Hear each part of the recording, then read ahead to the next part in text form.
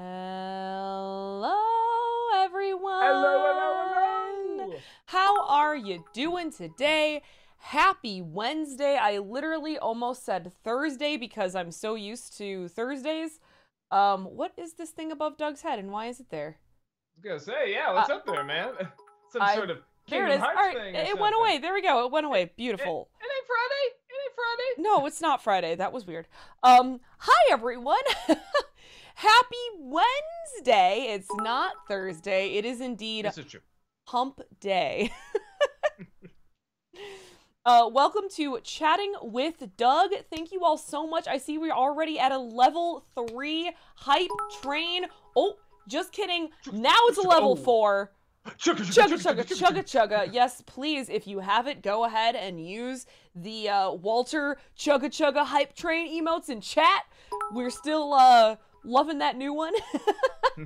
Remember, though, there is a limit of 12. I think sometimes people get mad. There's a limit of 12 emotes, okay? Or 15, maybe? I can't remember which one it is. That's fine. It should be 90. Yeah. I love those. Well, since we are already on level 4 of this hype train, let me get down with the rules so that we can get going with some of these thoughtful questions that you all have sent us today. First and foremost, we give priority to the bit messages since that is some real world money spent. If we have time for highlighted messages, it will be at the end of stream. So please hold your highlights until the end of stream. I cannot physically scroll back up and check them out.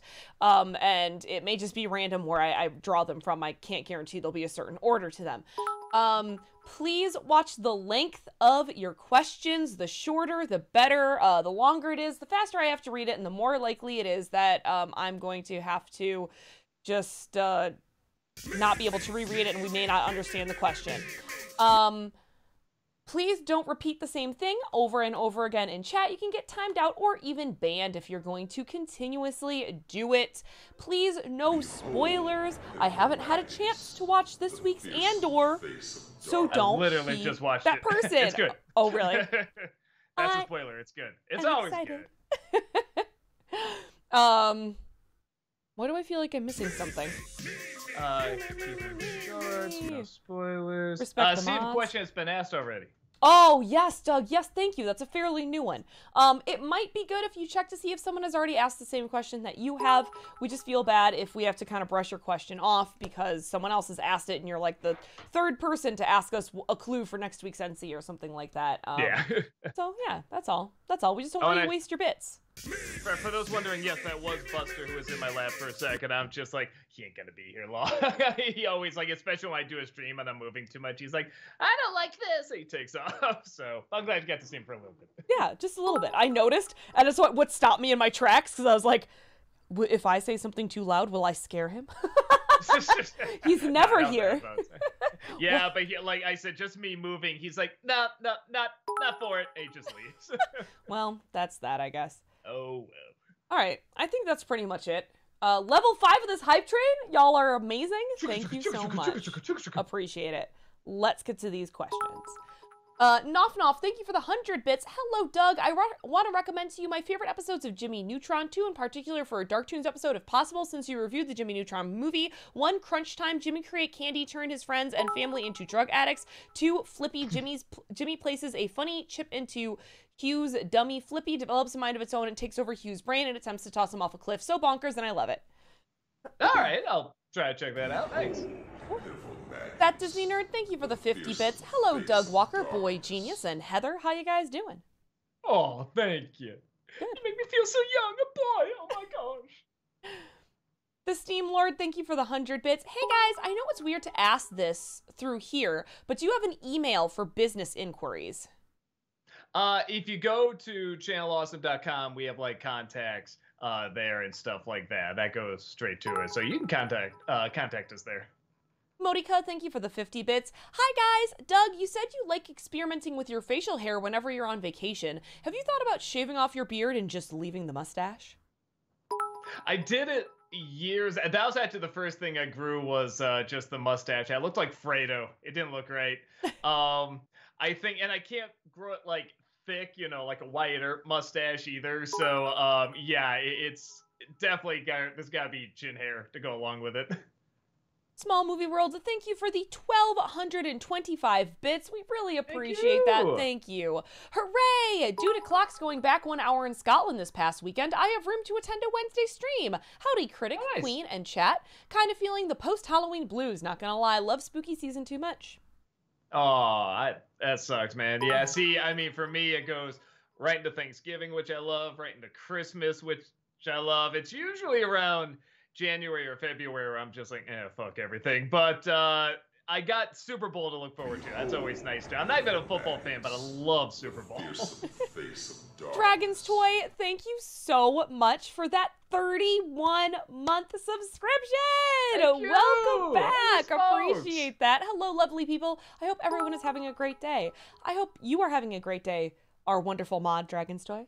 Back at ya. I know, guys, thank you for the 50 bits. Did you see the latest trailers for A Christmas Story Christmas, Avatar: The Way of Water, or Spirited? If so, thoughts. Also, after hearing a song from Spirited, I get the feeling the songs will be really good. I didn't see Spirited, no. I did see Avatar too. I just literally uploaded a reaction to it. I'm glad there's no humans in it so far. I'm hoping they focus more on like the world there, and there might even be like warring tribes and everything. Like, that's the thing. I want them to build that world because the world looks cool, but I don't think there's that much to it, so I want to learn more about it. And the second Christmas Story, it doesn't look good, but I guess it doesn't look bad either. I like it looks like there's a little bit of a bite to it, like they go and get drunk and stuff like that. Like they will do adult things. I like that. It's not 100% kid friendly, but yeah, I don't know. I don't remember a ton about it though either, so we'll see. Kevin Lane, thank you for the 50 bits. In Spider-Man PS4, Spider-Man mentions a poetry class in the prison while fighting Rhino and Scorpion. Here's a poem I wrote. Throughout all New York, Spider-Man is well known. He's a savior of many, as to them he has shown. But his glory days are over, for now comes a new day. We Sinister Six have come, so fear us, I say. For no army can beat us, no matter how great. So if you resist us, it will only seal your fate. And he, the Spider-Man, carved the roast beast. That was beautiful, man. Absolutely nice. Beautiful. The Steam Lord, thank you for the 50 bits. Michael Myers or Jason Voorhees? You know, I'll say Michael Myers, but if it was a competition between Michael Myers and Voorhees' mom, then I say the mother. Okay, interesting. That Disney Nerd, thank you for the 50 bits. It's okay, Doug. I also have trouble saying Debbie Berry Dairy. Damn, I did it again.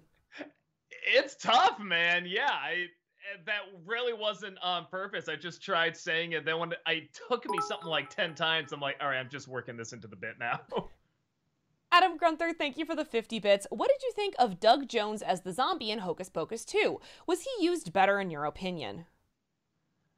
I mean, I don't know. How do you misuse Doug Jones? I mean, the guy just looks so amazing. He just has to show up, and boom, you're using him right.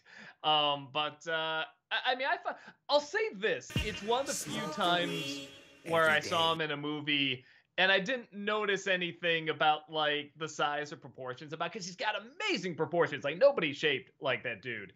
So that's the one movie where I was like, oh, it just sort of looked like a guy in a zombie costume. I didn't notice he was like a really huge guy or anything like that. So maybe that is kind of a shame. But no, he moved right and he had the zombie walk down and everything. So yeah, no, I thought he did good. Kevin Lane, thank you for the 50 bits. Jacksepticeye once claimed to know how the internet works and said 4 things he claims would rile people up and cause a ruckus. And before I read this list, please note we do not believe any of these things. It's just a list from Jacksepticeye. 1. Vaccines cause autism. 2. Chemtrails are turning the frogs gay. 3. The earth is flat. 4. The lunar landing was faked. Well, you're the internet. You tell me. Now that gets me upset because we all know it's true. No. Oh my God, Doug. Doug. Yeah, clip the hell out of that, man. No. I mean, I guess, I'm not on social media enough. I guess I know there's always conspiracy theories and stuff like that. But yeah, I'm assuming that gets people riled up. But yeah, I don't know. Honest Reviewer, thank you for the 100 bits. Sup, Doug? You see the trailer for the 3rd, technically 4th Christmas Stories film coming out by the end of the month? Yeah. it doesn't look good. It doesn't look bad. I'll watch it.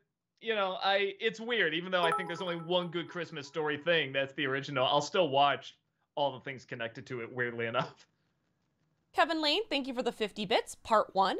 The difference between Green Goblin and Hobgoblin from Fanscription is one became a villain by accident, whereas the other one chose to be a villain. It reminds me of the Green Goblin from the 1994 animated series Spider-Man. And there will be a part 2 in a little bit. Yeah. Small Movie World, thank you for that 31-month subscription. Welcome back. Appreciate it. Thank you. Can't wait for the day I reach 37 months so I can make the obvious Clerks joke. Oh, nice. 37. I know, guys. Thank you for the 50 bits. Have you watched the commercials you've received yet? I bet there's some real funny ones in there. Like, Iron Brew Snowman sequel, a kid cussing out his mother over sponge cake, and a standoff with finger guns. Yeah, man, I saw that friggin' sponge cake one. I was like, wow, okay, didn't see that coming.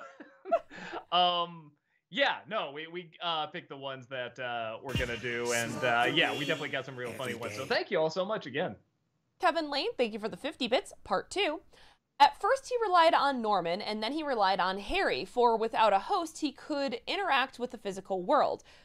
But evil should be independent, self-sustaining, so to speak. The point is, villains shouldn't be victims of circumstances, but of their own selfishness. It's like the difference Max Schreck and Oswald Cobblepot, also from Fanscription. I mean, either works. I mean, that's a nice thing. There's no one way to write a villain or a hero. So yeah, I like the variety. And it is cool when they have them like in the same story too, like two different types. Adam Grunther, thank you for the 50 bits. What's an amazing scene from a For You in a movie that's otherwise mediocre? For me, it's the scene between Danny and his father, Jack Torrance, at the bar counter in Dr. Sleep. I think it's an amazing scene from a movie that's otherwise mediocre to you. Yeah, and that's a good choice because that is an amazing scene. Man, I'm trying to think. There's always, it happens so often. Then I get the question a lot. Anytime it's asked, I always completely forget. I should just do like a top 11 list of them. Oh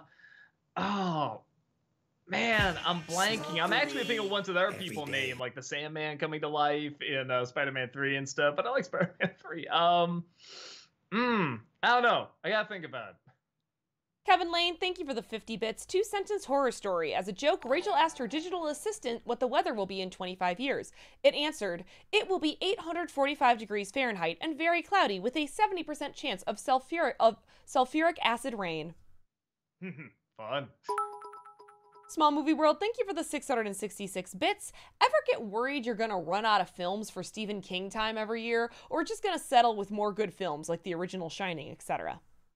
I mean, that is the nice thing. There's always, I mean, I've branched out to do good stuff, in Nostalgia Critic. So yeah, what I really want to do, honestly, is Creepshow, because I love the hell out of that movie.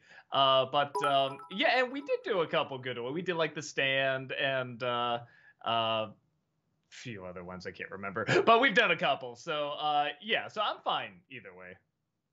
Adam Grunther, thank you for the 50 bits. Overall, who is your favorite character from James Gunn's Suicide Squad lineup, meaning Harley doesn't count? For me, it's Peacemaker. Maybe Ratcatcher from James Gunn's Suicide Squad. Maybe Ratcatcher 2 for me. I was leaning towards that, yeah. Polka Dot Man is also great. I was just about to say Polka Dot Man. Gosh darn it, get out of my head! Yeah. Oh, and I saw a good, somebody brought up a good one in one of these lists. In What Lies Beneath, the scene where Michelle Pfeiffer is trying to get the bathtub to drain. That doesn't sound exciting, but if you see the movie, you know it's a very suspenseful scene. That Disney Nerd, thank you for the 50 bits. Can we get a clue for next week's NC? Shit, what is next week's NC? Oh, that's right. I'm sorry. I had to run back and forth a lot today. Man, let me think. Clue. She's a Disney princess, but she's not. Okay. All right. Yeah, or it should be our way around. She's not a Disney princess, but she is. Yeah, that's the better clue. Alex the Animator, thank you for the 50 bits. Doug, I know you're not into the musical Annie, but have you ever seen the 1999 TV film version from The Wonderful World of Disney, and have any thoughts on that version? I also wouldn't mind seeing you talk about that movie for Disneycember. Maybe, but then I have to watch Annie. Yeah, I don't know. I can't even stand the songs in that movie or in that musical. So I haven't. The only one I was a little curious about was the one with Jamie Foxx, because that at least looked a little different. It looked a little bit more like a modern update, and everyone said that was bad too. So I'm like, all right, I'll just skip that. Matt Hanna, thank you for the 50 bits. With the film getting its own float at Disneyland and Madam Mim making an appearance at Oogie Boogie Bash, it warms my heart that Sword in the Stone is given some love. Yeah, I always have that on the list as a film to talk about, because it's it's both really interesting and really boring at the same time. It's a bizarre film when you really think about it. And I do really like it. It has like a weird hold on me. But yeah, it's both really impressive and really dull somehow. And it does them both so equally well. It's really intriguing to watch. Brand Omega, thank you for the 50 bits. Hey Doug, you forgot to talk about the chicken dance in the Jimmy Neutron review. How could you? Do you hate that song too? That was the first time I ever heard that song. I do hate it, yes. Also, it's one of those where I'm trying to get better at, if I don't have a joke or anything interesting to say, just move on. Okay. And I had nothing to say about that scene. So I'm like, all right, they do the chicken dance. I don't know. Adam Grunther, thank you for the 50 bits. If you could have one character from Doom Patrol appear in the DCEU with the same actor from the show, who would it be? I mean, I feel like Cliff. Just something about Brendan Fraser being in the DCU would be pretty cool. Just seeing him react to everything. Like, what if he was there during Batman v Superman, the big Martian scene? It's just like, what the fuck? What, that's salt? That doesn't make any sense. Sailor Aaron, thank you for that 21-month subscription. Welcome back. Appreciate it. Hello to you, Doug and Heather. Hope that everyone had a safe and spooktacular Halloween holiday. Also, 21 months for me. Woohoo! Awesome. Congrats. That Disney Nerd, thank you for the 50 bits. Have you seen the newest trailer for Avatar 2? Yeah, hopefully it's good. I'll say this, whether it's good or bad, it's gonna be beautiful. That'll be the night. I'm definitely gonna try and get like an IMAX ticket for that, because I bet it's just gonna look spectacular. Talkative Carl, thank you for the 50 bits. I was watching a video about The Last of Us Part 2, and one of the things they pointed out was the false advertising / misleading trailer with Joel with Ellie compared to the final product, swapping the model out with a different character, and She-Hulk was marketed as a lawyer-based show when it really wasn't. What do you think? Because sometimes they don't come as advertised. The Last of Us, I think I just saw like the cover as the close-up of her face. I mean, that's all I saw, so I can't comment on that. She-Hulk, I feel like it advertised what it was. I didn't hate it, but I can say it was a lawyer show. It's just not a serious lawyer show. And in my opinion, either had to go full surreal or it had to be like a hint. There had to be some stakes. You know what I mean? If they're gonna like have you relate to the character and stuff like that, or just go crazy ass surreal like Harvey Birdman. But no, it was about what I thought it was gonna be from the trailer. For me, I feel like it just needs to be funnier. Right, and I mean, sometimes that's because, like The Last of Us Part 2, they had to present the trailer in a certain way to not give away one of the game's biggest spoilers that happens in the first act. You know what I mean? Like... Yeah, and I get... Which is still so weird to me. That's just... I know I said over and over, but it's so obvious that was gonna happen. Everyone got so upset. I'm just like, well, what did you... Like, that is the exact... Do you story at all? Like, do you story at all? Like, I was disappointed because it was so predictable, and everyone's upset because I can't believe that happened. Like, that's exactly... Like, can you believe Obi-Wan died in A New Hope? I just couldn't believe that. Like, can you? Michael, thank you for that 22-month subscription. Welcome back. Hello. Hello. It was so nice to see you. Small Movie World, thank you for the 666 bits. What's the longest you've spent on making an NC review, and how long did it take? Man, the one that's coming to mind in terms of just like editing, you know, probably like Well, okay, so we doubled the time we had for Mad Max. I remember that. And then I also remember I think I edited something like 27 hours without sleep on like the Man of Steel review, I think. So like I think that's the longest I went like without sleep, like a nap or anything editing. So guess that counts. Blair Hearts, thank you for that subscription. Welcome. Appreciate you using your Prime Thank you. here. Kevin Lane, thank you for the 50 bits. Hey, Heather, I see you decided to get rid of your cat ears. Did you donate them? No, I still have them. I have about 3 different pairs of headphones that I just switch out depending on, like, these are not headless. I'm not headless. Wireless. So sometimes, like last night when we were doing the watch party, it was easier for me to have a wireless headset. So this one's wireless. The cat ears are fun because they light up and interact on my personal stream. And then I also just have regular wired one that apparently I can't get rid of because for some reason it's the only way that I can share audio on Skype is when I use those. They don't work with the other two. So nope, I still have them, just not wearing them today. LPB the actor, thank you for the 38-month subscription. Welcome back. Glad to have been subbed for 38 months. Unbelievable. Knowing that Doug is a Turtles fan, would it be possible for him to review the other live-action Turtle video releases plus the LA Metro PSA? Man, that's a lot. We'll see. I know James Rolfe talked about him, and those were pretty fun. Those are pretty funny. But we'll see if I get around to that. Modica, thank you for the 50 bits. Have you seen Wendell and Wild yet? We started it and we're trying to find time to finish it. I'm really liking it. It's a lot of story. That really surprised me. Oh, really? Like, yeah, it's, you know, because you think like with these stop motion movies, it's like, okay, you can follow it pretty well. This one, it's like you blink and like you miss something. So I like weirdly had to really pay attention, and I'm really liking it, but I'm only like a third through it, so I got to finish it up at some point. But yeah, the stop motion again, just man, unbelievable.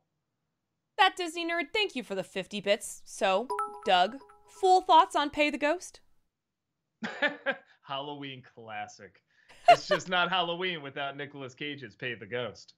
I wish more of it was as crazy as the third act. The first 2 acts should have been as wild as the third act. But see, at that point in time, like that, from like, was it 2015 to maybe like, I don't know, like 2008 or something like that. Like that was all his movies. They're always like kind of underwhelming, and there'd just be something really weird. It usually wasn't him, bizarrely, but that just made it stand out even more. So yeah, that seems very in keeping with his movies at that time. The Hourman, thank you for the 50 bits. Have you had a chance to watch the Rise of the Teenage Mutant Ninja Turtles movie? It's honestly amazing. No, I've had people recommend it before, so I'll try to get around to it at some point, but it's not gonna be anytime soon. I'm crazy busy with like Disney Decembers and stuff. The Gaming Politician, thank you for the 100 bits. The reason why the CGI in The Mist looked so bad was because the movie was supposed to be released in black and white, but the studio forced it to be released in color. Bad CGI looks more convincing with no color depth. Still enjoyed the review, though. I don't know, though, because like, what was that Werewolf by Night, you know, thing that came out? And I liked it.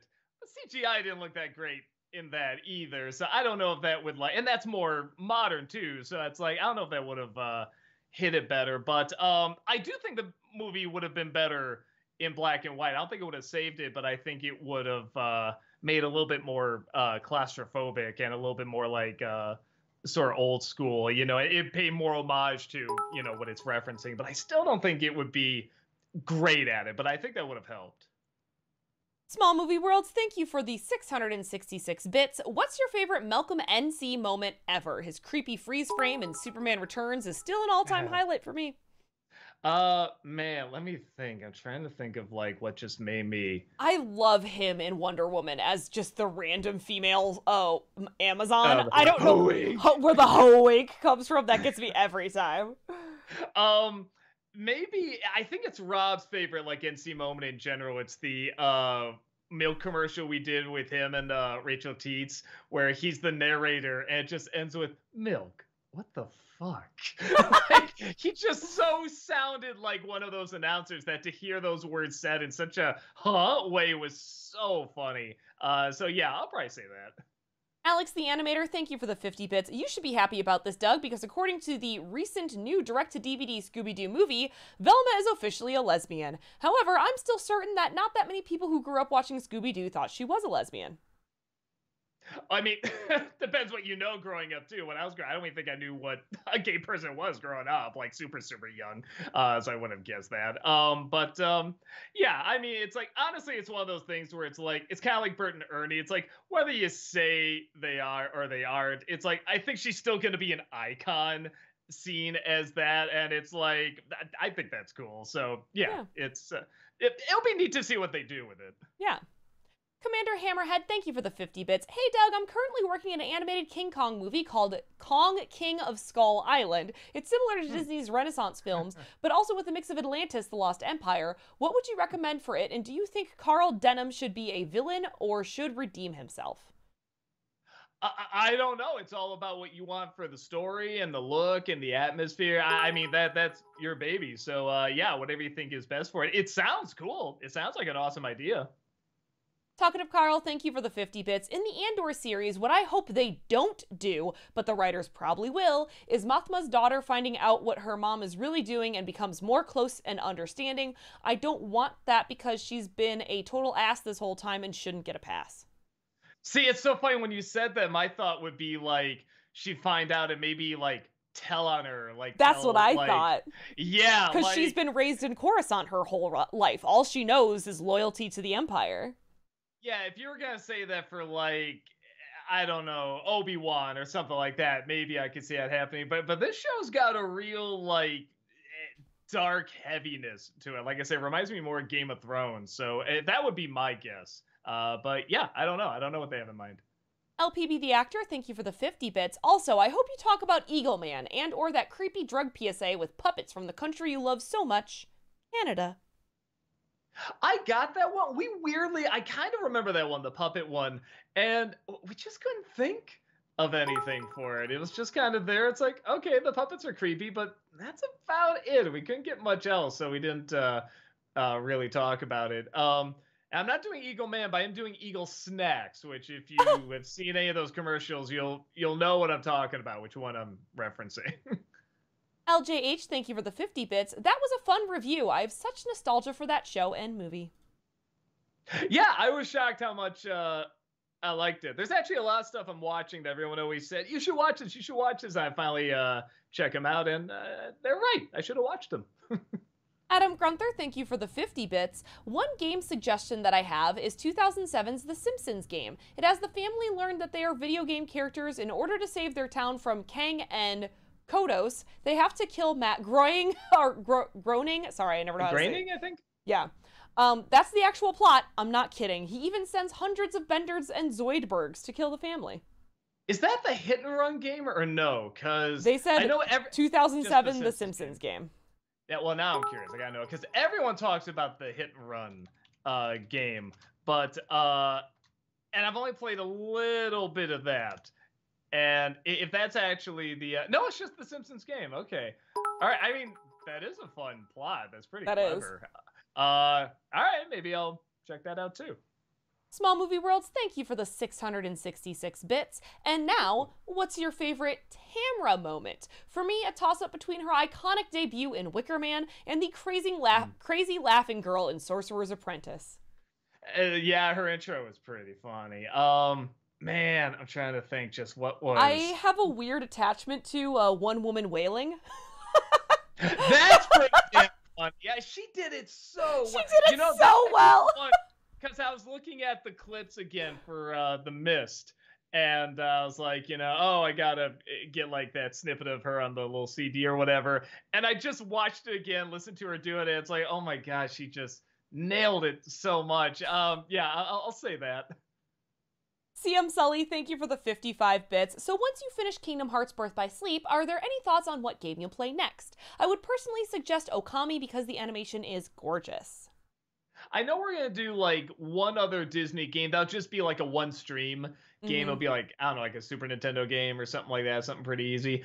And after that, yeah, we'll still have a few streams left in the year. So we'll do like some sort of palate cleanser or something like that. But yeah, that's the plan. That Disney Nerd, thank you for the 50 bits. Today is the 10th anniversary of one of my top 5 favorite Disney films of all time. Happy 10th birthday to Wreck-It Ralph. Oh, that is a good movie. Yeah. Man, it's 10 years. You know, that's one of those few instances where I'm like, oh, now it's 10 years? I thought that was like a couple years ago. For me, it's like one of the weird opposites where I'm like, oh, I thought actually that already happened. Yeah, no, I really like that movie. Noah Zinner, thank you for the 100 bits. Doug, would you do a Nostalgia Critic review for Planet 51? It's another pretty bizarre nostalgic animated flick that I think you could get some good jokes from. I got on the list. I heard it's not good, but a lot of people do recommend it, I guess, just for how bizarre it is. So, yeah, it's on the list. Talkative Carl, thank you for the 50 bits. People often praise a movie's use of practical effects, but what movie do you think where practical effects didn't work for you? Man, that's a good... That is a good one. Yeah, I don't know if this counts, but in like old 80s movies, whenever they do like the blue screen or the green screen, and you can see like the little line around them, that always took me out of the moment as a kid.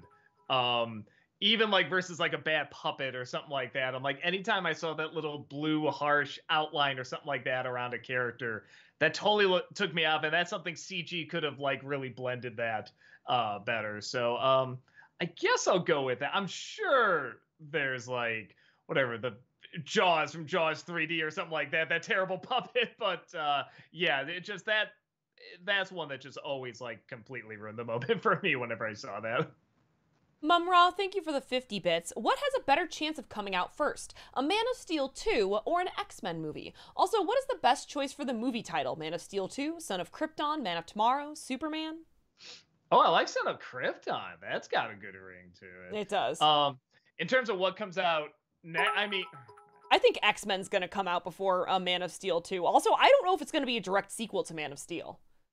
I mean, I guess we can't go into spoilers, but I mean, at this point, DC put it on their Twitter. They put it on their Twitter the Tuesday after Black Adam came out, and I was very upsetty spaghetti about that for people who hadn't even seen the movie.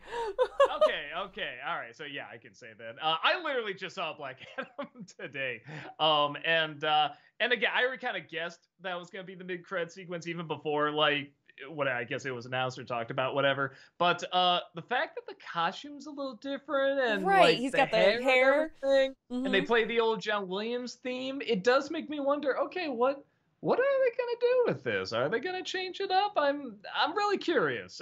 So I guess because we've seen him in something, you know, now there's like a little announcement. It's like I guess you could argue, well, that means it's on the way, but you know, we haven't seen any.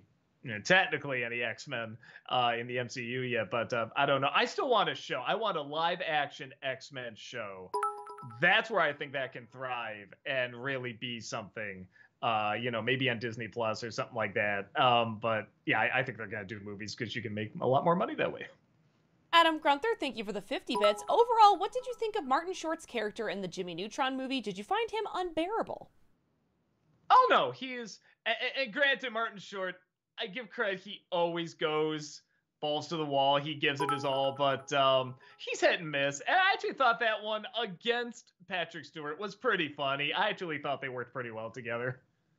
Small Movie World, thank you for the 666 bits. Congrats, Doug. The Julie...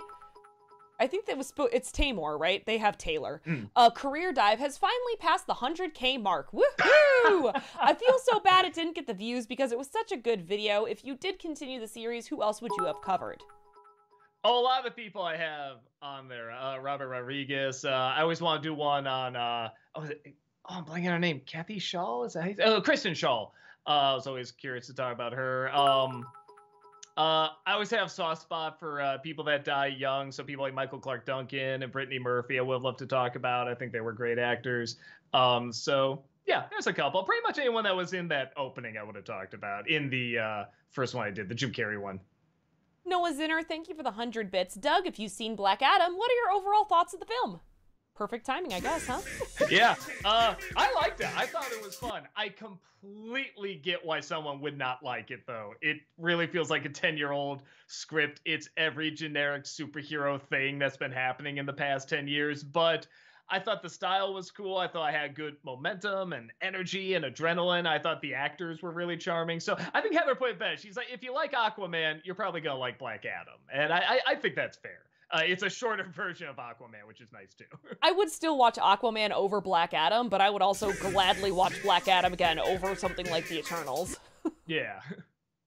Kevin Lane, thank you for the 50 bits. David said, you'll think of me as a lunatic if I tell you I just saw something erase the moon. Janice asked, define lunatic. That's good. Alex the Animator, thank you for the 100 bits. Doug, I've recalled you saying that Mickey Mouse was kids specifically for kids, like in your NC editorial about Goofy being a badass.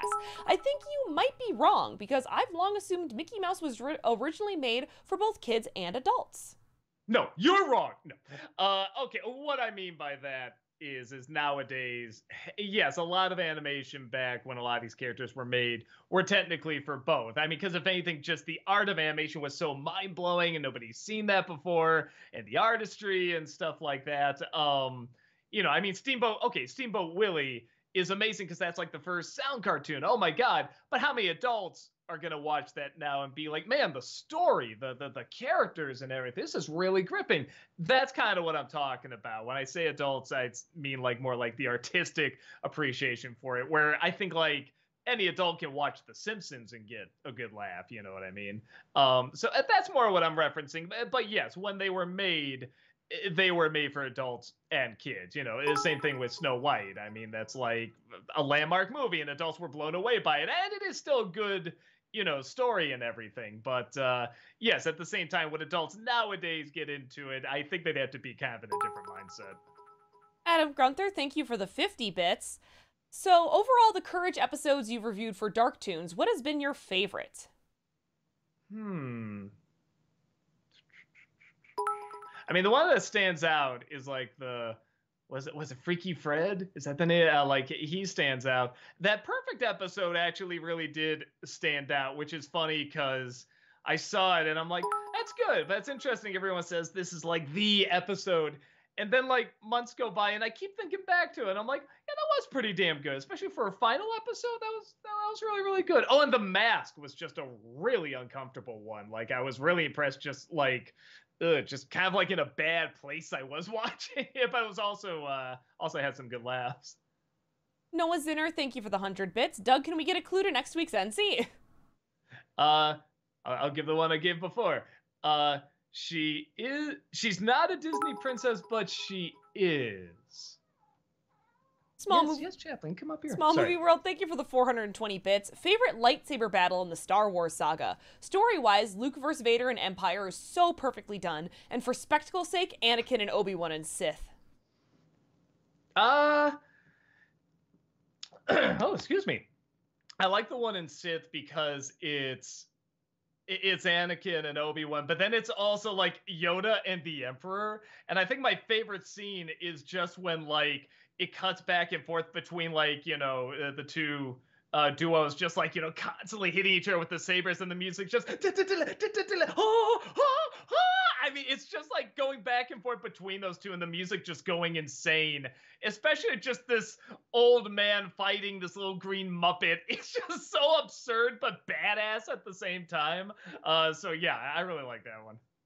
Kevin Lane, thank you for the 50 bits. Big news! Hazbin Hotel is going to premiere in 2023. What recommendations would you two have for VisiPop?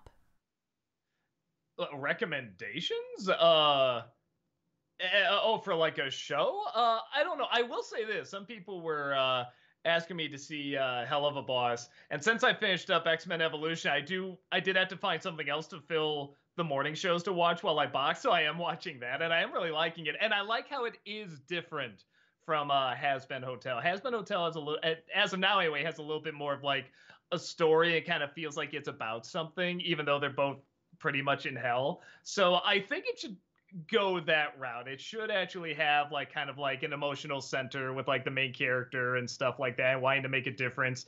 But I like how Hell of a Boss is just kind of a bunch of terrible stuff happening with terrible characters. Though I guess they're starting to grow a little bit more in there too as I'm watching it. But yeah, I like that difference between them. Yeah, they clarified. I mean, what advice do you two have for her regarding the show? Oh, I don't know. I mean, what I've seen is great. I feel like she'll have like a continuing story going on through it and stuff like that. So, Hmm. yeah, I don't know. Honestly, everything I've seen from that group, I like because I don't know what I'm gonna get, and I can't guess what's coming my way. So, yeah, whatever they want to do, I'm down. Adam Gunther, thank you for the 50 bits. Who is your favorite villain from a crime-themed movie or show? For me, it's a tie between Hyman Roth in The Godfather 2 and Tony Soprano's mother, Livia. uh, I mean, does like almost all the cast in Better Call Saul count? I just really like that show. I think all the characters were phenomenal.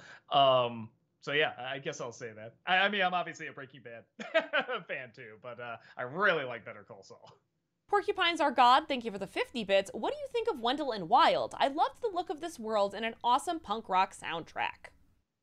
Yeah, I'm only about a third into it. I have to finish it up, and it might be a bit because, like I said, this is kind of crunch time for like Disney Decembers and stuff like that. So it might take a little bit of time, but I'm liking it so far. Grand Omega, thank you for the 50 bits. I found a Kirby Right Back At Ya episode for Dark Toons, episode 45, Scare Tactics Part 2. Part 1 is not really scary, but the Part 2 is pretty scary that I'm surprised they thought kids wouldn't be screaming in their houses. Okay, I'll try to check it out. Kevin Lane, thank you for the 50 bits. 50 bits, sorry. Thanks. Dr. Daniel Croson was the lead scientist in the project to mutate bacteria that eats plastic. He's working closely with the airlines and hospitals that have been targeted by the recent deliberate contamination. Fun. Sailor Aaron, thank you for the 100 bits. Hey Doug, are you accepting commercial requests right now on any of your social media such as Facebook or Twitter since the commercial special is this month? We just put it on like, yeah, like our Facebook and stuff like that, and I mean, I pretty much got them picked out. So if you want, just say something like in the comments here, in the bit messages, you can. But yeah, I think for the most part, I got the ones picked out that I want. LJH, thank you for the 50 bits. I watched Godfather Part 2. I personally think it's better than the first one. A lot of people do. It's like, I think, unless something's changed, I think it's like the only sequel to be nominated for Best Picture. So and win, I think. I'm pretty sure it won. Yeah, no, a lot of people usually think it's better than the first, and that's a big act to follow, obviously. That Disney Nerd, thank you for the 50 bits. Apparently Terrifier 2 was submitted to the Academy in an attempt to troll the Oscars. That's pretty sweet. Honestly, I just assumed the remake of Beauty and the Beast was done for that too. It's actually submitted for Best Picture, the remake of Beauty and the Really? Beast. Was it? Yeah, a friend of mine, it gets like screeners for the Oscars and stuff like that, and he showed it to me. He's like, "Can you believe this?" Actually says, for consideration for Best Picture. It's like, okay. Small Movie World, thank you for the 420 bits. Your favorite Tim Burton film of the 21st century. Hit me recently, he's not made many. I've particularly been fond of, but I'm not quite a fan of, Sweeney Todd. Puts me in the mood for pie. I really do like Sweeney Todd. I do get people who don't completely get that. But Looks directly at me. I really like Frankie and Weenie too. I think that's kind of kind of an underrated gem there. I feel like there's one other one, but I'm blanking on it. But yeah, I thought those were pretty good. Randacy Gaming, thank you for the 50 bits. Would you do an NC of Disney's favorite Martian? I did a Disney December, and that was good enough because I actually thought it was kind of fun, honestly. But yeah, everybody wanted me to like review it. I'm just like, I don't know. I don't think there's much I can get out of this. It's kind of funny. It's from the writers of Animaniacs. It has kind of an Animaniacs feel. So I'm like, I don't know. I had a good time. Grand Omega, thank you for the 50 bits. So I went to a costume fall festival and saw lots of girls dressed as Wonder Woman wearing capes. Strange, I thought that DC characters didn't have a cape. Well, in fall, I think capes are very, very nice, I think. So that would be my guess why they have it, but I could be wrong. Small Movie World, thank you for the 420 bits. Favorite movie climax or climaxes? I just got done watching Top Gun Maverick before this stream, and that was awesome. But nothing beats Return of the King for me. Transports me back to being 9 years old seeing it in the theater. I mean, that's pretty damn good. I mean, honestly, sometimes I do go back to just like the old Disney film. I've watched the climax to Sleeping Beauty like probably a bajillion times. Like just the music, the cinemascope of it, and just the size of it, the artwork and everything is so cool. Yeah, I don't know. I guess sometimes I'll watch like some. Why am I blanking on them now? I'm trying to think like a Jackie Chan martial arts movie where it'll just have like a big fight or something, but there's usually not much story in it or anything. So yeah, I don't know. The ones you picked were pretty good. Return of the Jedi. Just everything with the with Luke, Vader, and the Emperor. I think is great in that climax. Sailor Aaron, thank you for the 100 bits. Also, Doug, have you seen the anime film Maquia When the Promised Flower Blooms or The Last Unicorn yet? Your thoughts if you have seen either one. If not, I totally understand, and I'll wait. Take your time. Yeah, you're gonna have to wait a while, man. It's gonna take a while. I'm sorry, I haven't yet. That's a Z-Nerd, thank you for the 50 bits. Which of the big three horror franchise is most inconsistent in your opinion? Nightmare on Elm Street, Friday the 13th, or Halloween? I mean, in many respects, I almost think I have to say Halloween because there's literally a film that has nothing to do with Michael Myers in there. Oh, and Halloween 3. No, it's it's a probably that. Though I don't think it ever goes quite as goofy as like Nightmare on Elm Street or Friday the 13th. But I don't know, when you have a film that doesn't even have like even a mention of the slasher, like the character people are coming to see your movie for, I feel like that's got to be pretty inconsistent. Adam Grunther, thank you for the 50 bits. I was recently shocked to learn A Christmas Story is part of a franchise. It's the third movie in a series called The Parker Family Saga. Yeah, it's not even the original movie. Each of those movies has a different cast, but it's the same linear story. Have you considered reviewing any of them? I've seen some of them. I don't remember them. I don't remember them being good. I really don't remember them being terrible either. It's only terrible if you compare it to A Christmas Story, which obviously you're gonna do. But aside from that, they're just kind of meh movies. So yeah, no, I have heard of that. The Hourman, thank you for the 50 bits. Do you have any fan casts for the MCU X-Men? Some of mine are Lance Reddick as Professor X and Keke Palmer as Rogue. I always think, is it Terry Quinn or Terry O'Quinn? Let me see. Terry O'Quinn. I think he should be Xavier. And then somebody brought up, they said, who would you fan cast as Lex Luthor? Same thing. I think Terry O'Quinn would actually be a really cool Lex Luthor. Man, I'm trying to think anyone else. Yeah, I guess I'm open. I want newcomers, honestly. I want people I don't recognize in those roles. Like young blood again, but they don't have to be like, like teens or anything like that, like X-Men Evolution. I mean, you can make them like grown-ups, but yeah, I think get some new talent in there, get some new energy going. Jox Cab, thank you for the 50 bits. Hello, Doug and Heather. Some Jimmy Neutron voice actor trivia to start. Caroline Lawrence, who voiced Cindy Vortex, went to also voice Ashley Graham in Resident Evil 4 and the title character of Moral Oral. That's cool. Small Movie World, thank you for the 420 bits. Speaking of Top Gun Maverick, favorite Jennifer Connelly performance? A Beautiful Mind is probably my pick.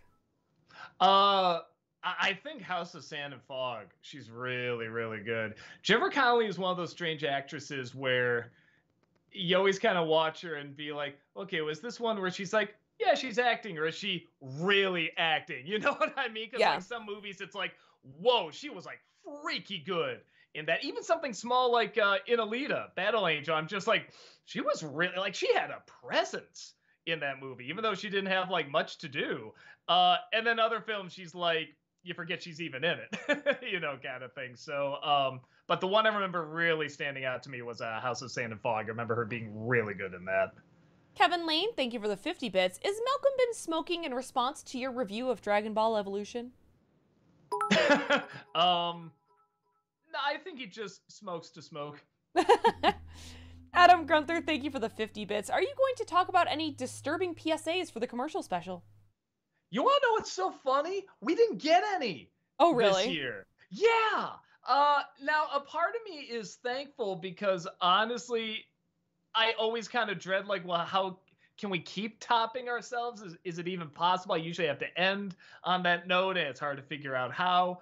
And then on top of that, with all the age restricted bullshit going on with YouTube, I just don't know if we can show any more shocking ones as well. So I'm kind of okay not having any, because I don't even remember what we ended on. I think we were just like the Sunkiss commercials, like Bring It Back to America or something like that. So I'm like, okay, that's a good spot to end, because they've been getting less and less over the years of people sending them to me. So yeah, I don't know. We might finally just put the nail in the coffin on that. Pat and Soa, thank you for the 100 bits. Finally, I can make a stream. Hello. First and most obvious question, is there a date for part 2 of the Batman and Robin fanscription? No, not yet. Rob and Walter are doing their best. They've had a couple of life things that just keep getting in their way. Yeah. But they're hoping it'll be out sometime this month, maybe? But yeah, we don't have I think a they were date. looking at November. Yeah. They were looking at November, but I don't think they have a date right now. Randacy Gaming, thank you for the 50 bits. What are your thoughts on Disney's Mission to Mars, and would you do a review of it? I never saw it. It looked bad. There's something about that was sort of like during the dark age of movies, I remember too, where I was just like, and I just remember in the trailer, there's all the astronauts and Tim Robbins. He's like, they're in the ship. He's like, let's go to Mars. And I'm like, who says that before they're about to lift up? This looks stupid. Like, I just remember saying that looks stupid. Then like everyone said the aliens look like Mickey Mouse and stuff like that. So I never saw it. I never had any interest to see it. But I did do the ride. The ride's fucking intense at Disney World. Yeah, it is, because it's both. They shake you around. They give you this little screen to watch and everything like that. So it's that. But then on top of that, it's really claustrophobic. Like the first time I did, it was fun. But then when we were going the second time, I was like, maybe we should do like a lighter one, because there's a lighter setting you can have. And I thought that was going to include more room, like more space. But then they close the thing, the wall that closes is like still right here. So I'm just like, shit. Okay, well, yeah, it's, if I can get used to this, the rest is fine, because that wasn't what got me so freaked out. It was the claustrophobia. Yeah. Alan, thank you for the 100 bits. Hey, Doug, you can only watch one Disney afternoon cartoon for the rest of your life. Which one is it? Man, that's a good question. Is Gargoyles count? I might do Gargoyles. I think so. Yeah, that or DuckTales. I have a soft spot for Darkwing, but when I think of something that's like, yeah, that's like everything, it's like either Gargoyles or DuckTales. Kevin Lane, thank you for the 50 bits. When the devil impaled Christ, he thought he'd finally won his freedom from hell, and yet Christ rose again, and again, and again, and again. So there's that. Cry zombies. Jockscab, thank you for the 50 bits. Who's worse, Turan from Black Cauldron or Kaylee from The Quest for Camelot?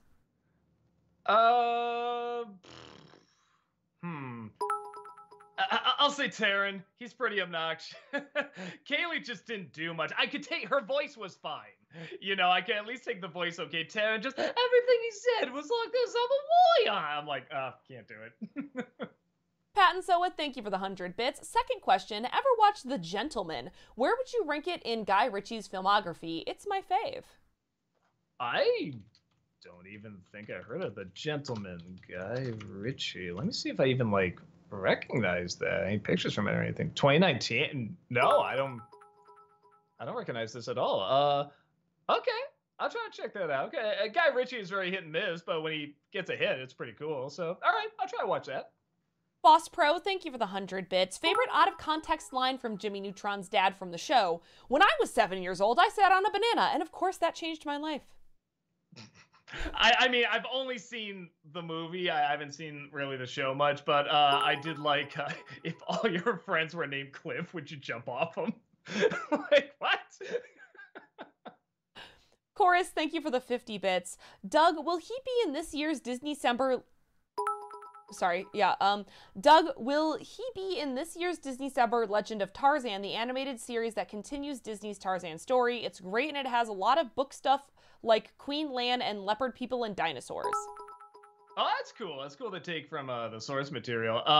No, all I've seen, I think there's like a Disney straight to DVD sequel that I think was just a couple of the episodes. So that's the most I've seen. No, it is not planned, but maybe next year.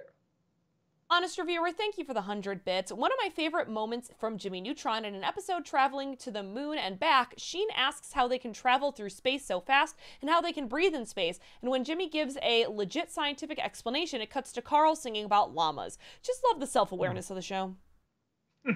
Yeah, it honestly, if it's like the movie, which I'm assuming it is, it was surprisingly pretty clever.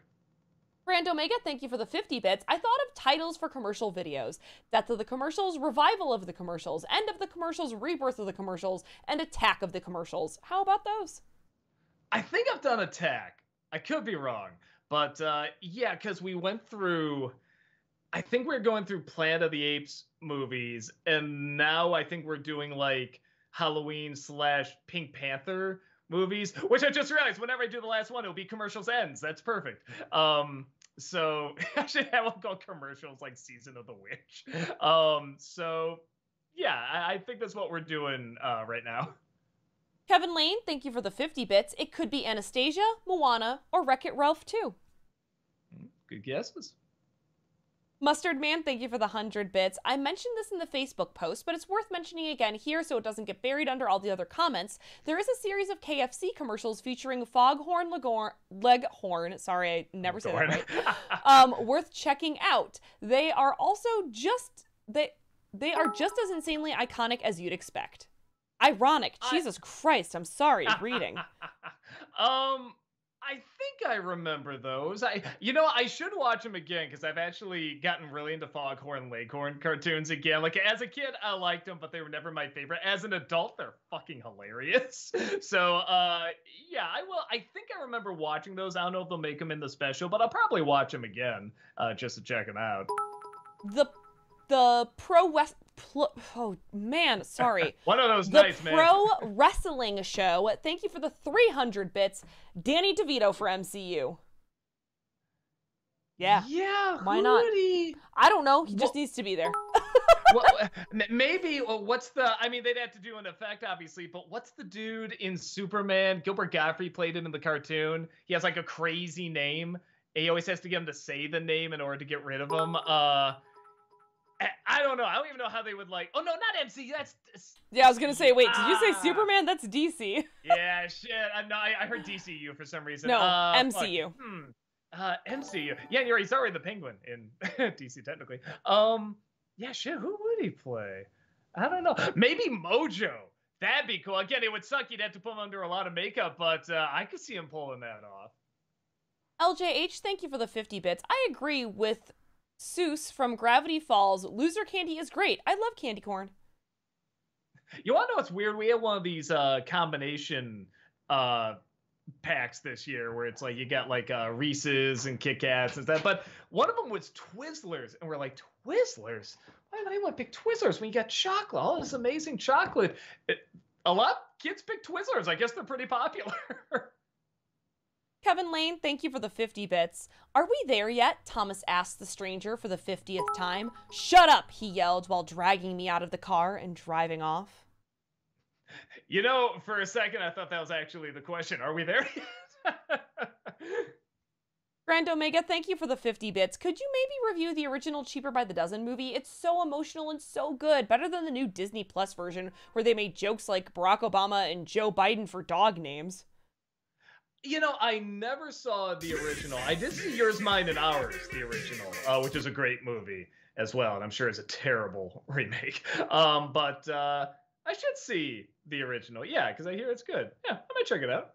Orlando Garcia, thank you for the 100 bits. You guys have a nice Halloween? My sister and I spent it watching the 1960 French horror film Eyes Without a Face. Watching it made me say to myself, people at the time thought Psycho was rough. Really? I mean, Psycho is still kind of rough. Was that the word, rough? I don't know. Just scary, I guess. And I think that's the one I'm thinking of. I think we saw that one. I remember that being really, really good. Eyes Without a Face, right? Yeah, correct. A French horror film from the 1960s. HBO? Yeah, no, that's a real good one. Yeah, there's so many good horror films out there. Fantasy Gaming, thank you for the 100 bits. I missed last Friday's stream because of a Halloween party, and I think someone spiked the punch, and it was my first time drunk. Oh, that's unfortunate when it's unexpected. You know what I mean? That happened to me at a con, both unexpected and expected. I was getting punch and pouring like some rum into it, and this was at like an after party at a con. It was on like a Saturday or something, and at the time I could really hold my liquor, so I had about 3 of them. Give a big thing, put some rum in it, go around, did another time, and then the third time I got the punch, I put rum in, and somebody says, "You know, there's Everclear in there already, right?" So like quickly I got so drunk where I couldn't even like form words. And Rob's telling me, because this is at the hotel, he's like, maybe you should go to bed. I'm like, no, I think I should go to bed. And all I remember is going to the room, lying down, and Rob saying, you're gonna be late for your panel. Like, what? Like, I got no REM sleep. It was just suddenly time to get up and do the panel. And it was terrible. I said, I'm never gonna get drunk at a con again. I never did. Jockscab, thank you for the 50 bits. What is the worst Halloween loser candy? I would eat black licorice over those putrid gummy burgers. Probably sweet tarts for me. I never liked anything tarty. Same. Alan, thank you for the 100 bits. Hey, Doug and Heather, I know a lot of people are both excited and worried about Hugh Jackman coming back as Wolverine. The reason I'm excited is because I really want to see Hugh Jackman do some traditional X-Men stuff. Now that it's the MCU, it's more possible now. Hugh Jackman is always good for the X-Men movies, but the movies were not always good to him. What do you think? Yeah, I'm not worried because it's Ryan Reynolds and it's Deadpool. And honestly, it feels weird if they didn't do it. This is one of the few instances where I'm like, yeah, I know the characters retire, but you can bring him back for this. It's that type of movie where they can do it. Now, if there's just another X-Men movie in general, or another Logan or Wolverine movie, then I'd be like, I don't know, I don't like that. But a Deadpool movie, that's fine. Kevin Lane, thank you for the 50 bits. The people thought the world would end from zombies, or climate change, or even a nuclear war. Whatever that was that came out of the Arctic wasn't it. Good. I like the others better. Adam Grunther, thank you for the 50 bits. With the MCU doing the multiverse, what is an interaction you think would be amazing, but you know will never happen? For me, it's Mark Ruffalo's Hulk and Lou Ferrigno's Hulk. I'd also say Kevin Bacon from the Guardians Holiday Special and Sebastian Shaw from the X-Men First Class, solely because of how bizarre that would be. Howard the Duck from Guardians of the Galaxy meets Howard the Duck from the Lucasfilm. That's what I want to see. Okay. Adam Grunther, thank you for the 50 bits. What's your favorite joke from Happy Gilmore? For me, it's the mini golf section with the clown. Easily, and we still quote this, is when, excuse me, the bad guy says, "Hey, pieces of shit like you for breakfast." And Sandler goes, "You eat pieces of shit for breakfast?" And he just goes, "No." He walks off. Like, anytime, like, we'll bring up something that doesn't make sense to the other, we'll always just go, "No." And we know what we're referencing. Modica, thank you for the 50 bits. Considering that Black Panther Wakanda Forever premieres on November 11th when you're at a con, are you going to have the time to make an Untitled review show video on it? No, sadly. I literally just shot one for Black Adam. Not Untitled review show, but just a vlog. And I say in there, I was like, oh yeah, heads up. Sorry, I'm not going to be able to get to Wakanda Forever that weekend. But well, after I see it, we'll figure out if I want to do like a little vlog review of it and then a Disney-cember, if I should just save it for Disney-cember. If it's something where I can talk about spoilers, I'll probably do like a little vlog on it, because that's something I'm adding this year to Disney-cember, is that if it's one I've talked about, I'm going to go into spoilers on it. But if it's something where it's like, nah, I only have one review in me and, you know, I don't need to go into spoilers. So like, I'll just do the Disney-cember on it. I'm listening. I'm just letting Chaplin out here. Yep. Honest Reviewer, thank you for the 100 bits. And this does have a spoiler for Last of Us Part 2. So if you're interested in playing that game and haven't played it yet, I'll give you a thumbs up when we're done talking about spoilers for that game. But it has been like over a year since that game is out. Yeah. When it comes to Joel's death in Last of Us Part 2, the outrage comes from the outrage comes from it being spoiled in a leak of the game months before its release, and what really rubbed people the wrong way was how the leak said how we'd spend half of the game playing as his killer instead of playing the whole game as Ellie. maybe you're right, because again, I can't act like I've seen how the community reacts and stuff like that. All the stuff I've seen from comments and stuff like that was people just angry that he died. Same. Saying that it was disrespectful.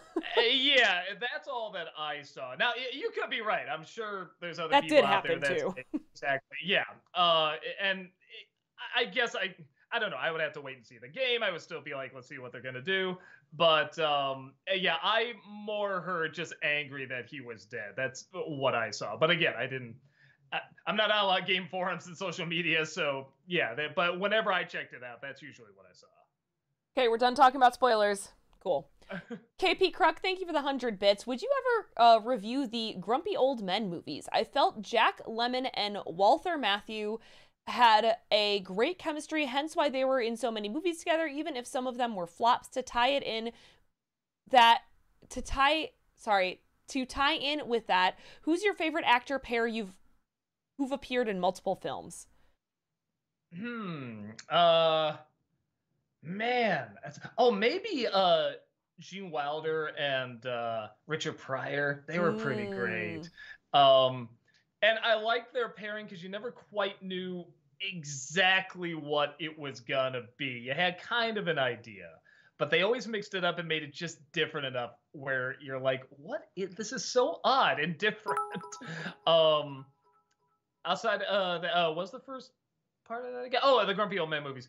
I remember liking them okay. I don't know if I could get much material out of them, but I remember liking them okay. Actually, I don't think I've seen them since they came out, so maybe I should see them again.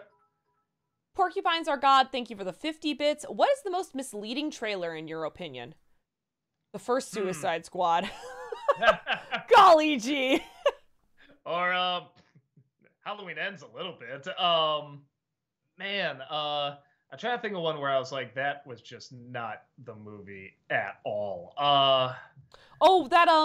Pause, the one you just saw that was like the Paws of Fury or whatever, that was Blazing Saddles. Oh, yeah, it was Blazing Saddles? That was weird. I guess that was more a surprise. It's hard to say that's false advertising. I don't know. I'd have to...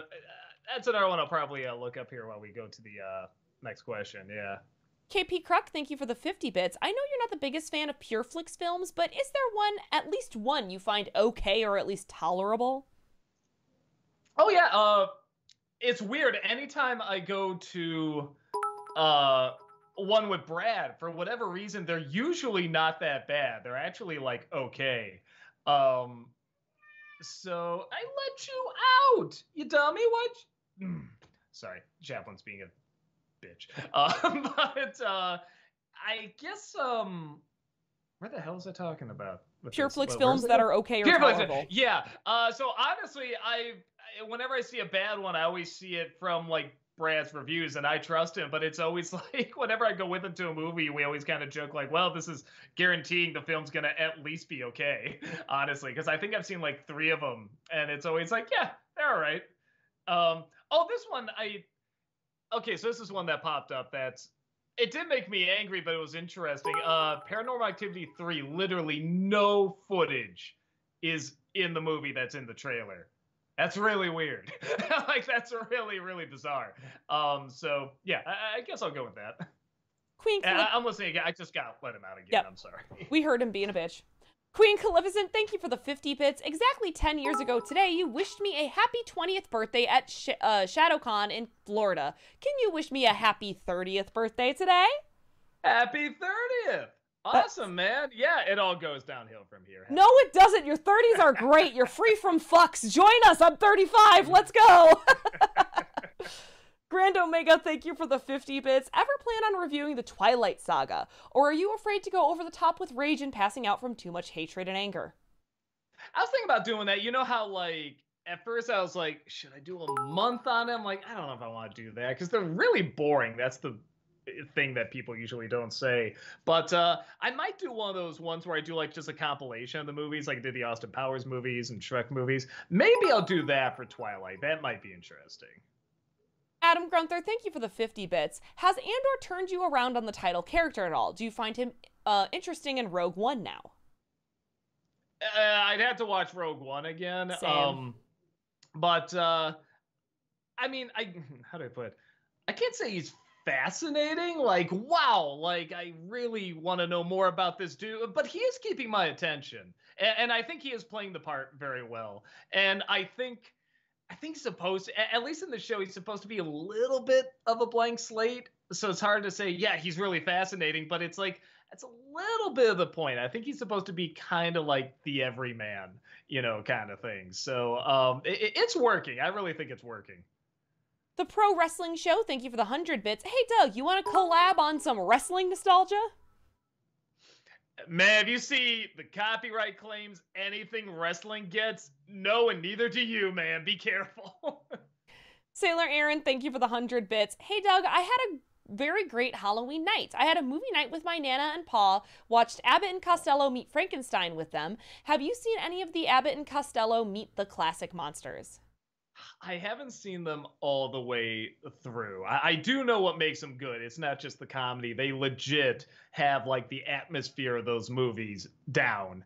But I'd be lying if I said I saw one all the way through, and I probably should.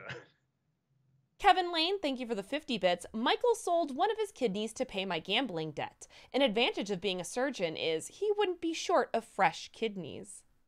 A bit. Blake the Nothing, thank you for the 100 bits. Hi, Doug and Heather. Hope you guys are having a good night. Been watching NC since 2009. Thank you for all the years of entertainment. Thank you. Thank you for all the years of watching. Yeah. Brando Omega, thank you for the 50 bits. I noticed that you haven't reviewed X-Men First Class in Days of Future Past or New Mutants. I liked them and Days of Future Past was so good. Have anything against them? Then that why you won't review them? No, I just don't get a ton out of them. New Mutants, I can't say is good, but I almost liked it. Like, I was close. But then there's a bear. There's a giant bear at the end. That's like the boss that they fight is a giant ghost bear. But a lot of stuff leading into it was kind of interesting. But no, they're fine. I just don't have a ton to say about them. It's couple of movies where I'm just like, they kind of speak for themselves. First Class would be the only one where I'm like, I really like that one. Maybe that one I could add some stuff to, but I don't know. I don't think there's anything I have that everyone else hasn't said about it, so probably not. Orlando Garcia, thank you for the 100 bits. Regardless of how abysmal Manos is, can we agree that the ending was kinda nuts? In my opinion, the scariest ending a film can have always has to involve a sane character drinking the Kool-Aid and losing his or her humanity. I know what you're talking about. There was something a little creepy about like just him saying the same line that like Torgo said and something like, even if it's done poorly, there is kind of a creep factor to it. And of course the shots before it, it's like, oh, like fuck, like even the Mystery Science Theater guys are like, boo. But yeah, I know what you're talking about. Even though it's a terrible movie, there is something about that trope that is effective. Adam Grunther, thank you for the 50 bits. What did you think of Black Adam overall? I liked it. I thought it was a good time. I do get why like critics didn't like it and maybe some other people didn't like it, but it gave me exactly what I thought I was gonna get, and honestly what I want out of a Rock DCEU movie. So yeah, I had a really good time. Now is the midwinter. Thank you for the 50 bits. With the 10th anniversary of Korra, have you ever thought of doing a retrospective video or maybe a top 11/bottom 11 videos? I'd have to watch them all again. I do remember like some of the best episodes. I don't know if I could remember 11 of them. Yeah, I don't know. It would take me back to like the Korra vlogs and stuff like that. I don't know. We'll see. I feel like more people could like spend time to really go into more detail analyzing that show. Where I feel like with Avatar, because everybody saw me watch it, I did like retrospective like right after I saw it. That makes more sense. But with Korra, like so much time has passed now.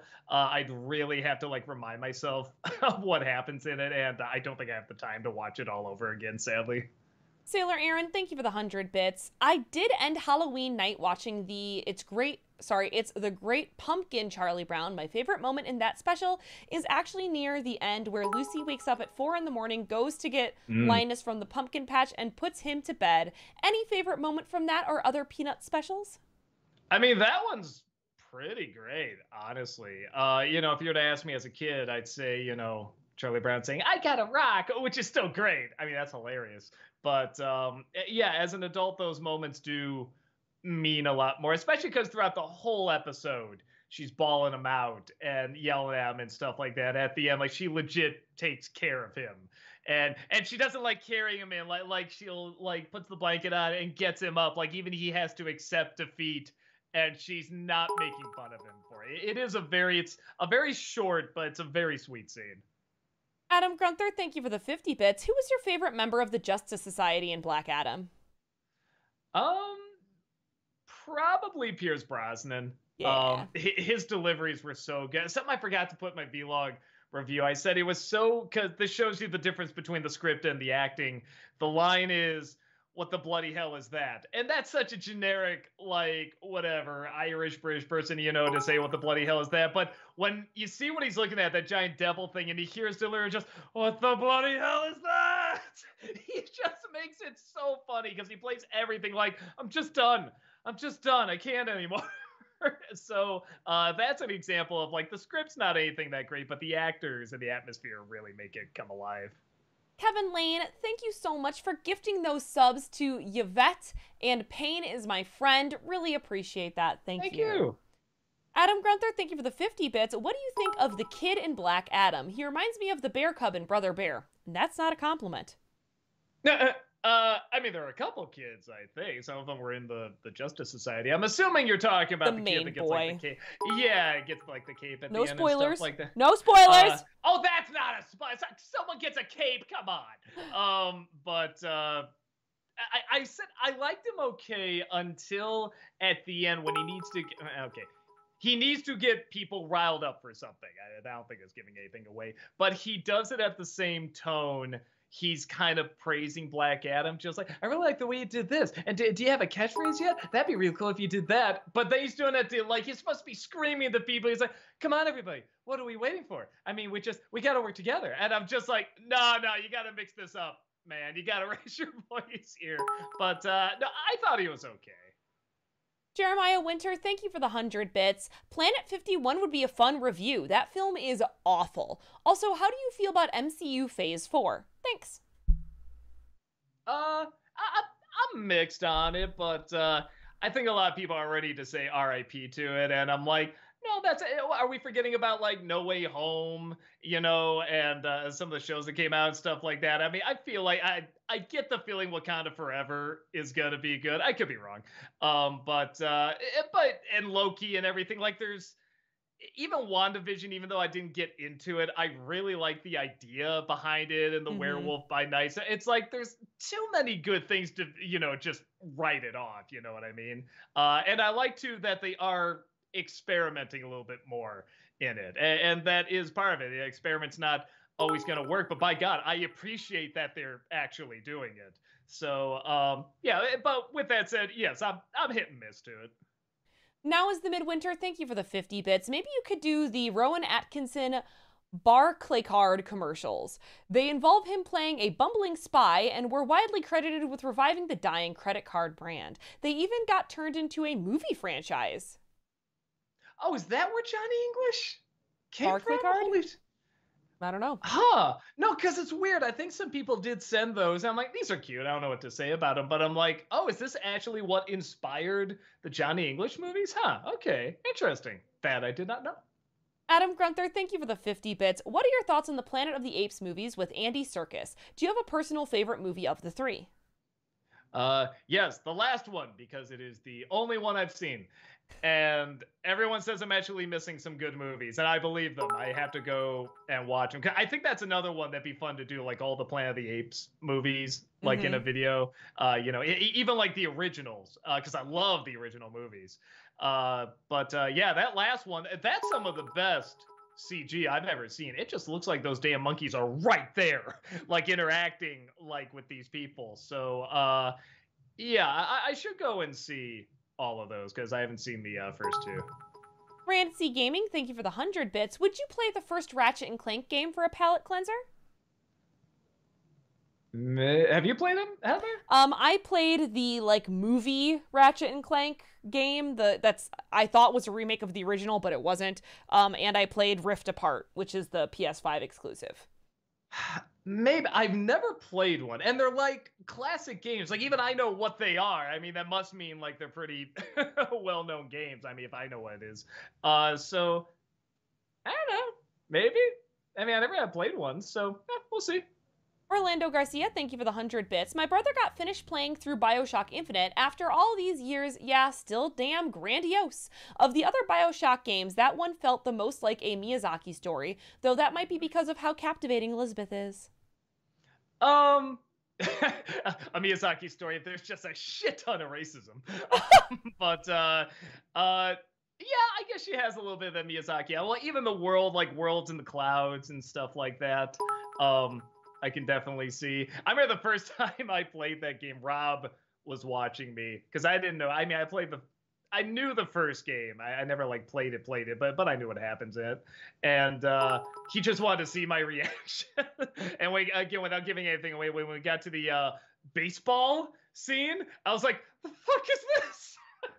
I was just like, holy shit. Okay, I didn't know any of this, like, at all. So, yeah, that was definitely, that was a pretty big surprise. We're going to have to pick up the pace a little bit. We're still 40 minutes behind. Adam Grunther, thank you for the 50 bits. What has been your favorite episode of Hell of a Boss so far?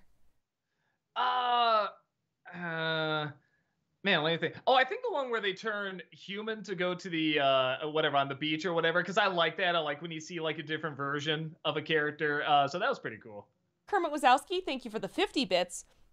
Excuse me, I was 10 when Jimmy Neutron came out, and it was never my favorite thing in the world, but I do have a lot of nostalgia for it. The soundtrack especially is a perfect time capsule of 2001. I agree. That's why I hate the soundtrack.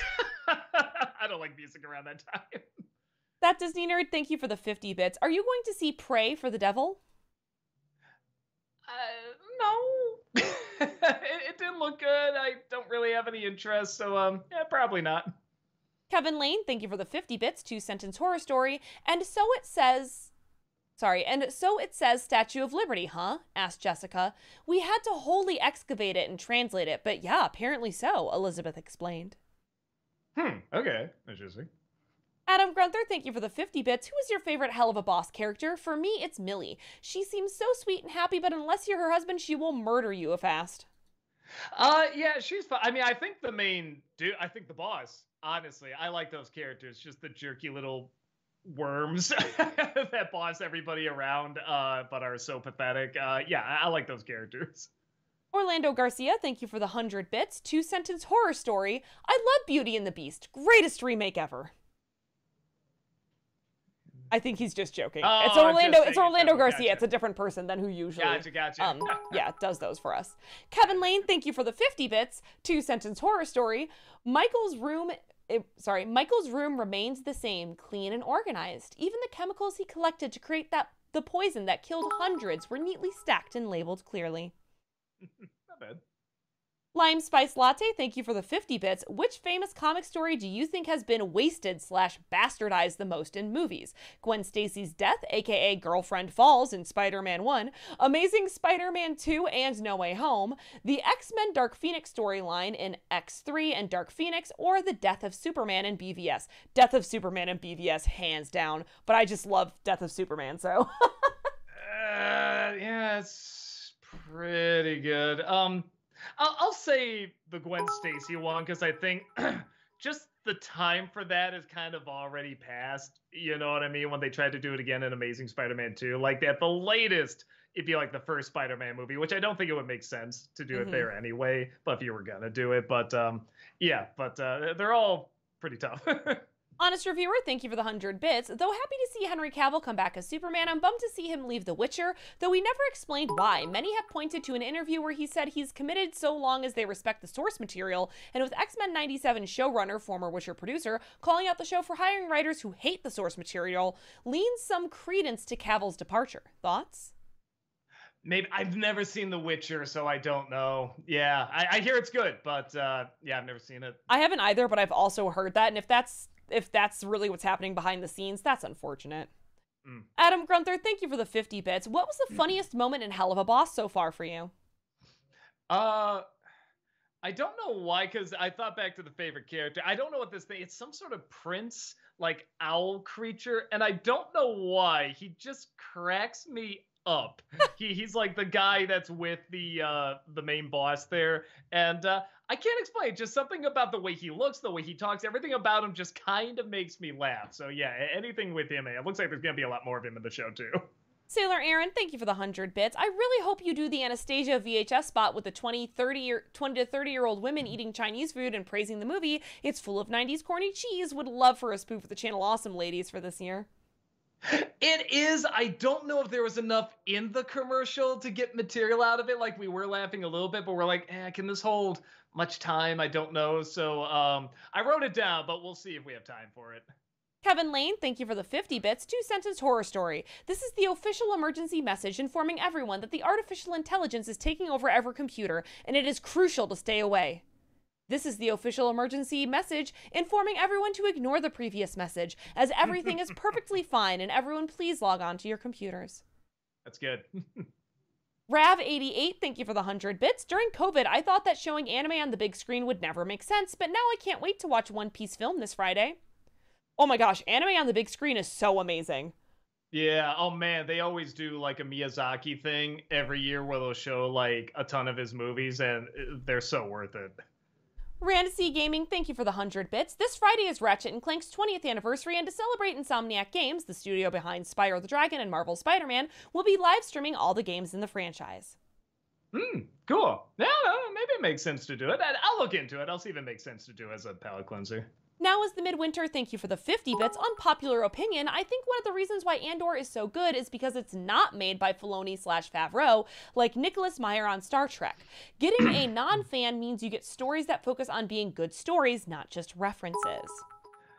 Yes and no. I've seen it work both ways, but I agree in that with this, I think it's kind of an advantage. It is a different take on it, and I think it does help. I mean, it is hard to think like, oh, this is the same universe as Obi-Wan and the prequels and stuff, or even like the original trilogy. Like, they are, honestly, they're probably the closest to the original trilogy, because there are scenes where they'll just sit down and talk, you know, but not like in the prequels where there's like a bunch of like CG and robots and you can't follow anything. So yeah, no, I kind of agree. Jeremiah Winter, thank you for the 100 bits. What do you think overall of the MCU Phase 4? Thanks. I think maybe they, because I saw them in chat ask later, are my messages getting through? I think they just didn't realize that we get behind. Yeah, I was saying it's hit and miss. Now is the Midwinter, thank you for the 50 bits. Another reason why I think Andor not using the Mandalorian production crew as a positive is the look. Instead of just being filmed in just SoCal/the volume, it's tons of different locations and real sets. Makes a difference in my opinion. And they are shot like the real places. There's something about the way the cinematography, like there's what's that city planet? Coruscant? Where everything, yeah, Coruscant. There's a shot where they just get shot over the buildings. I remember the exact same shot in The Fugitive. Like, they get shots of this all the time in cities in Chicago, and they just shot like this alien planet like that, like just a normal boring shot, but in a way that's like, man, this feels like a real place. It really feels like you're there. So yeah, I agree with you. Orlando Garcia, thank you for the 100 bits. Doug, do you have a favorite quote from the Eddie Murphy remake of The Nutty Professor? For me, either of Buddy's comebacks to Reggie the comedian is gold. Like, Reggie's mama is so fat, her blood type is Rocky Road. Yeah, or now we found what's eating Gilbert Grape. Yeah, most of those are pretty funny.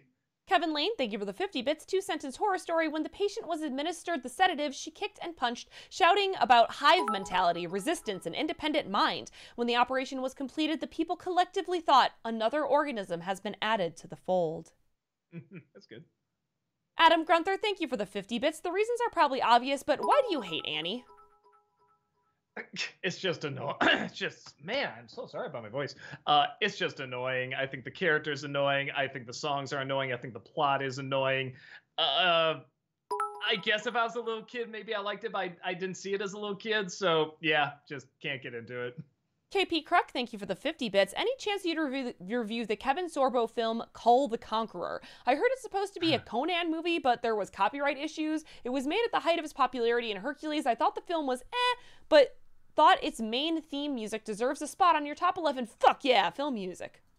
The only line I remember is, this wizard saying, Your wife is 120,000 years old.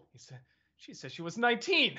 I don't know why that made me I don't remember anything else from the movie, but yeah, I don't think I could get much out of it. The Art Alchemist, thank you for that 2-month subscription. Welcome back. The Art Alchemist, thank you for the 50 bits. Hey, Doug, any plans to do an NC on the Eloise movies? Eloise at the Plaza and Eloise at Christmas time, or have you ever seen them? I've never seen them. I know the books, but yeah, I've never seen the movies made out of them. Kevin Lane, thank you for the 50 bits. Would either of you find it amusing for pirates to attack the Teenage Mutant Ninja Turtles? Yes. I'm sure they did that in Sewer pirates! Yeah. Love it. Rancy Gaming, thank you for the 50 bits. In the Mission to Mars movie, we see a body torn apart in a tornado, a skull caved in by a rock, and drowning in sand. All right. Sounds a little fun. I'll try to check it out sometime. Maybe for Disney December, because I think it's the Touchstone movie. Kevin Lane, thank you for the 50 bits. Would either of you like it if the X-Men were added to the MCU? Oh yeah, I think it should be a TV show. That's my big push. I don't think they're gonna do it, but yeah, I think that's how you could really explore them and give the characters time to really be fleshed out. Adam Grunther, thank you for the 50 bits. Of the two main villains in Gargoyles, who do you like more, Demona or David Xanatos? Oh man, I don't know. It's like Riker or Troy. I can't choose. They're both so wonderful. I really can't choose. Kevin Lane, thank you for the 50 bits. Would either of you like it if the Infinity Stones returned right away? I don't know. Whatever they're doing with this Kang guy, that kind of looks like fun. That looks different. I'm down for whatever they want to do with that.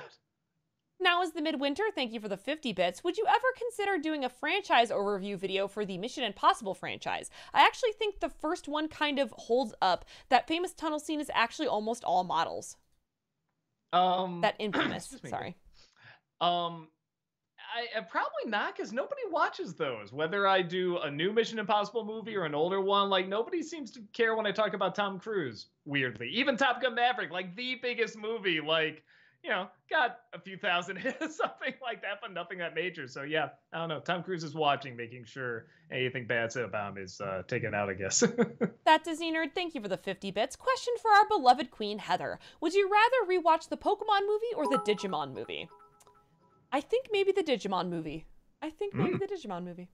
Orlando Garcia, thank you for the 100 bits. Doug, I know I'm late to recommend commercials to watch, but maybe next year you could take a look at Halo 3's Believe ad. You wouldn't think a commercial, a video game commercial no less, could make you feel, but it does, and it's unbelievable. Pun completely intended.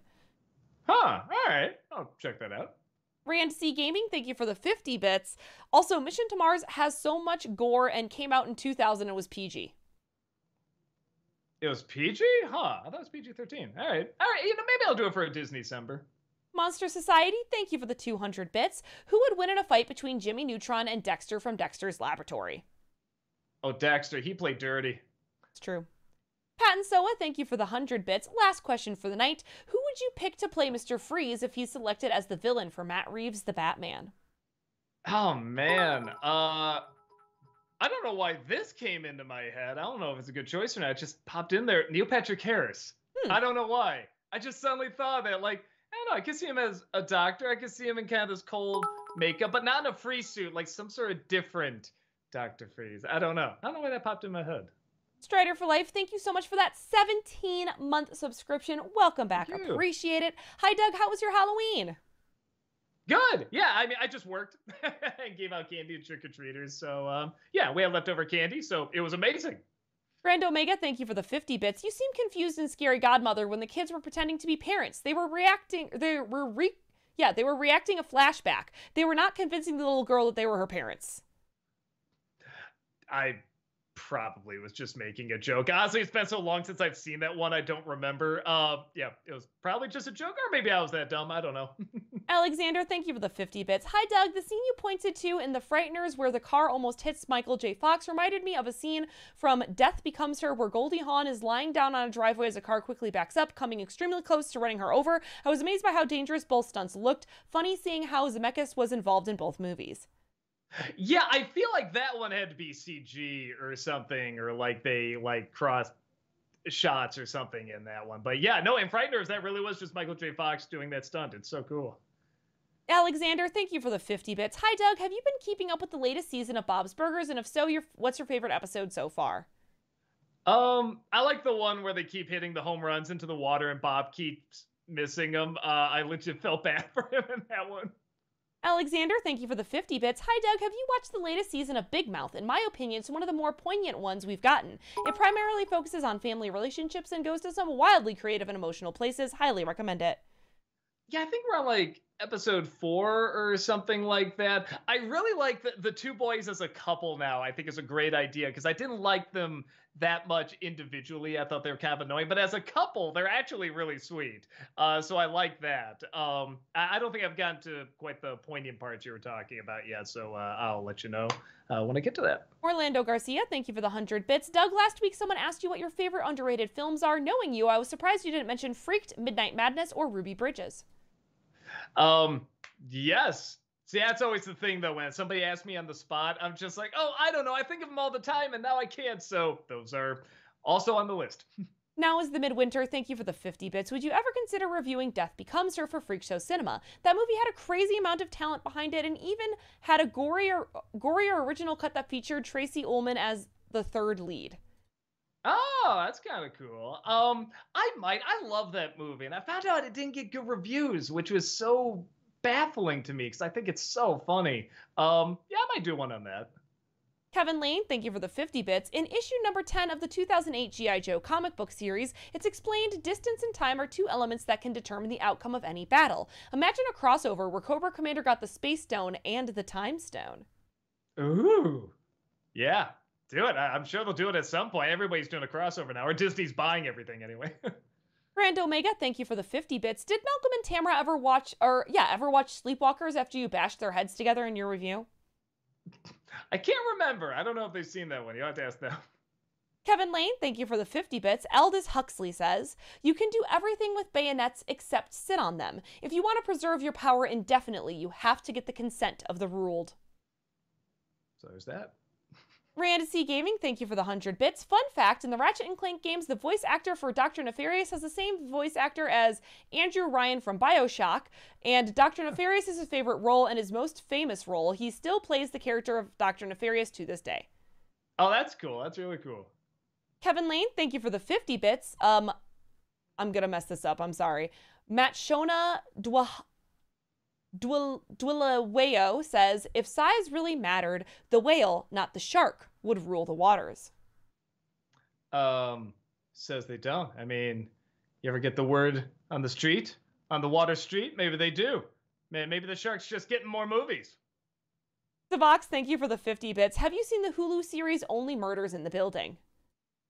I saw the first season. I haven't seen the second season. And it's never one of those times where suddenly all these shows are popping up. And it's like, oh shit, we gotta watch a little bit of this, a little bit of that, a little bit of that. And we haven't gotten to the second season of that yet. So we'll try our best.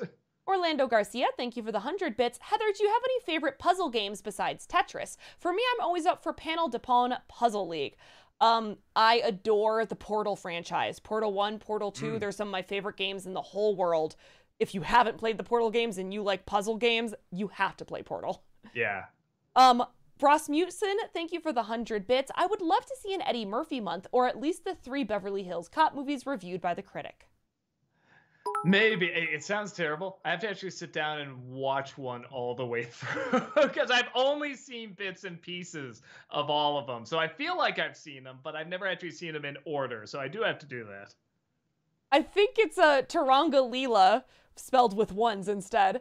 I see what you did there. Thank you for the 100 bits. That was quite priceless hearing you bring up that one-woman wailing cliche in the Mist review. What was your full reaction hearing in Zack Snyder's Justice League how Wonder Woman's rocking 7/8 time anthem was changed into a one-woman wailing type theme? Sort of speaking of which, do you plan to do a Superman 3 review? Maybe. I did like a top 11 dumbest Superman moments, and a lot of them were from 3. So, but we'll see, maybe at some point. I don't remember that standing out too much in the Snyder cut, mostly because everything is already it's 4 hours long, so I feel like that's a movie where that could kind of work, that kind of drone. But yeah, I don't even remember it, honestly. Kevin Lane, thank you for the 50 bits. Eastern 57 says, over the hump, Heather. Only downhill from here. I refuse to believe that. Grand Omega, thank you for the 50 bits. I rather review the Sonic live action movies and not talk about them. I rather hear you go through everything in a review instead of hearing gloomy music playing in the background as you talk about each film for 10 minutes each. Okay. You mean like if I do like a compilation? Oh no, I'll wait for them all to come out because I feel like I could talk about them individually. So maybe I'll do like a Sonic month or something. Kevin Lane, thank you for the 50 bits. Writing prompt. A warrior prays to the gods of war before a battle, but by accident is answered by the god of healing. The warrior is now blessed with the sword of resurrection, punches of healing, kicks of cure for the common cold, etc. It's pretty funny. Grand Omega, thank you for the 50 bits. Could your next Stephen King review be the original Pet Sematary? The little boy is hilarious, in my opinion. I mean, yeah, he is a little funny. But I actually like it. I actually think there's a good like feeling of dread in that film, even though it can get a little silly. Mum Raw, thank you for the 50 bits. Would like to recommend a comedy from the 80s called 3 O'Clock High. It was produced by Steven Spielberg, but he goes uncredited because the director turned the movie into a dark comedy, which Spielberg didn't approve of. It's a hidden gem about a high school bully. Think of a dark Karate Kid without the karate. Okay. Never even heard of it. Try to check it out. Kevin Lane, thank you for the 50 bits. Monster Society says, horror trends come and go, and when the trends become stale, they immediately get parodied. The Abbott and Costello movies parodied Golden Age horror, and I don't need to tell you guys the long list of slasher flick spoofs out there. Yeah, well, Abbott and Costello also kind of paid homage to it. That's what I like as well. Usually good parodies do. Kevin Lane, thank you for the 50 bits. Mum Raw says, would like to recommend a comedy from the 80s. Oh, they gave bits for that. We did already see that. The recommendation for 3 O'Clock High. Yeah. DJ Lol5, thank you for the 100 bits. Hey, Doug, did you see the new trailer for Disenchanted? It looks like 2D animation segments might make a comeback after all. Yeah, the segments. But I like the idea of her maybe being kind of a villain. I think that's fun. But you know they're going to play it safe and she's just gonna be hypnotized or something. But I don't know, that's the one element where I kind of like that she wants to go back to the 2D world, so she's gonna like turn a little evil or something. I don't know, there's something there. Grand Omega, thank you for the 50 bits. I never saw the Clifford the Big Red Dog movie. Could you review it? I was told it was good, but I wasn't sure.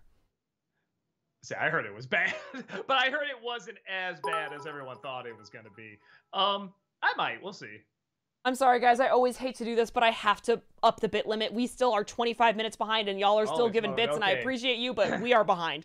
I'll try to go super fast. Adam Grunther, thank you for the 50 bits. What do you think of Adam Smasher in Black Adam? Do you find him annoying? For who? I'm sorry. Adam Smasher? In Black Adam? I thought he was okay. I guess some people were annoyed by him, but I thought he was fine. DJ Lol5, thank you for the 100 bits. Did you watch The Wendell and Wild, and if so, what did you think? I'm only a third through it. It'll be a while before I get through it, but yes, I'll get there. Randy Gaming, thank you for the 100 bits. If you are still looking for some commercials, look up the live-action Ratchet & Clank weapons commercials. They are insane, and so early 2000s, there is a band commercial where they use the decoy glove and strap the decoy to a lawnmower, and it gets run over by a car. Oh, I think I remember that one. Yeah, I'll look it up again. Sailor Aaron, thank you for the 100 bits. Okay, hear me out. What would you think about Billy Zane as Lex Luthor? I can see that. Yeah. No, that's a good choice. Rob the Snob, thank you for the 100 bits. I know I'm late, but I'm excited to be a part of the stream. I even brought my son Charlie this time. Wait, where's Charlie? Charlie! Play the ghost! Randy Gaming, thank you for the 50 bits. The team behind Winnie the Pooh, Blood and Honey is making a horror Peter Pan. Ah, so I see they have one trick and one trick only. Yeah. Well, hopefully they can utilize it well. Grand Omega, thank you for the 50 bits. I can't seem to find your I'm a Distraction song from To Boldly Flee on iTunes. Where else can you find it? I find that song amazing and funny. Shit. I can't remember because we uploaded it somewhere. Just type it in Google. I'm sure it'll pop up somewhere. Kevin Lane, thank you for the 50 bits. Ideas for fanscription. Spider-Man 5 and 6 should be about the Clone Wars, and the next trilogy should be about the Kingpin and what happened to Peter's parents. Oh. Yeah, write it. That's cool. Grand Omega, thank you for the 50 bits. I mentioned this like 2 weeks ago that the young Jean and Dark Phoenix was in a show called The Originals, but guess who also is? I'll give you a hint. Sun the astronaut from Spider-Man 2. Oh, okay. That's fine. Yeah, well, Marvel actors, I guess. DJ Lol5, thank you for the 100 bits. Hey Doug, I'm writing a graphic novel comic called The Fox Who Cried Wolf, and it's kind of like if Disney developed a movie with Studio Ghibli, and I'll tell you what the summary is on the next message I make just to take it in small bites. All right. Mumra, thank you for the 50 bits. What's your favorite Christopher Reeve movie that isn't a Superman movie? Mine would be Somewhere in Time, such a creative time travel movie. If you haven't seen it, check it out. Yeah, I like that you mentally travel through time. That's a good twist on that idea. Yeah, that's a very good film. DJ Lol5, thank you for the 50 bits. The story follows a young boy named Ben. He lives in a foster home and is unhappy and filled with years of trauma, but after going through a while in a tree, he finds himself in a world filled with anthro animals and is turned into a fox. So far, so good. Sounds good. Adam Grunther, thank you for the 50 bits. How far are you into Hell of a Boss so far? Are you enjoying where the season is going? I think I'm on episode 7, but then like it dropped me from 5 to 7, so I missed 6, so I have to go backwards now. Oh, no. So I feel like I missed something. Yeah. Yeah, that happens. Kevin Lane, thank you for the 50 bits. Sage to Sorrow says, Doug, so hyped to finally catch a stream. Yeah, glad you can make it, man.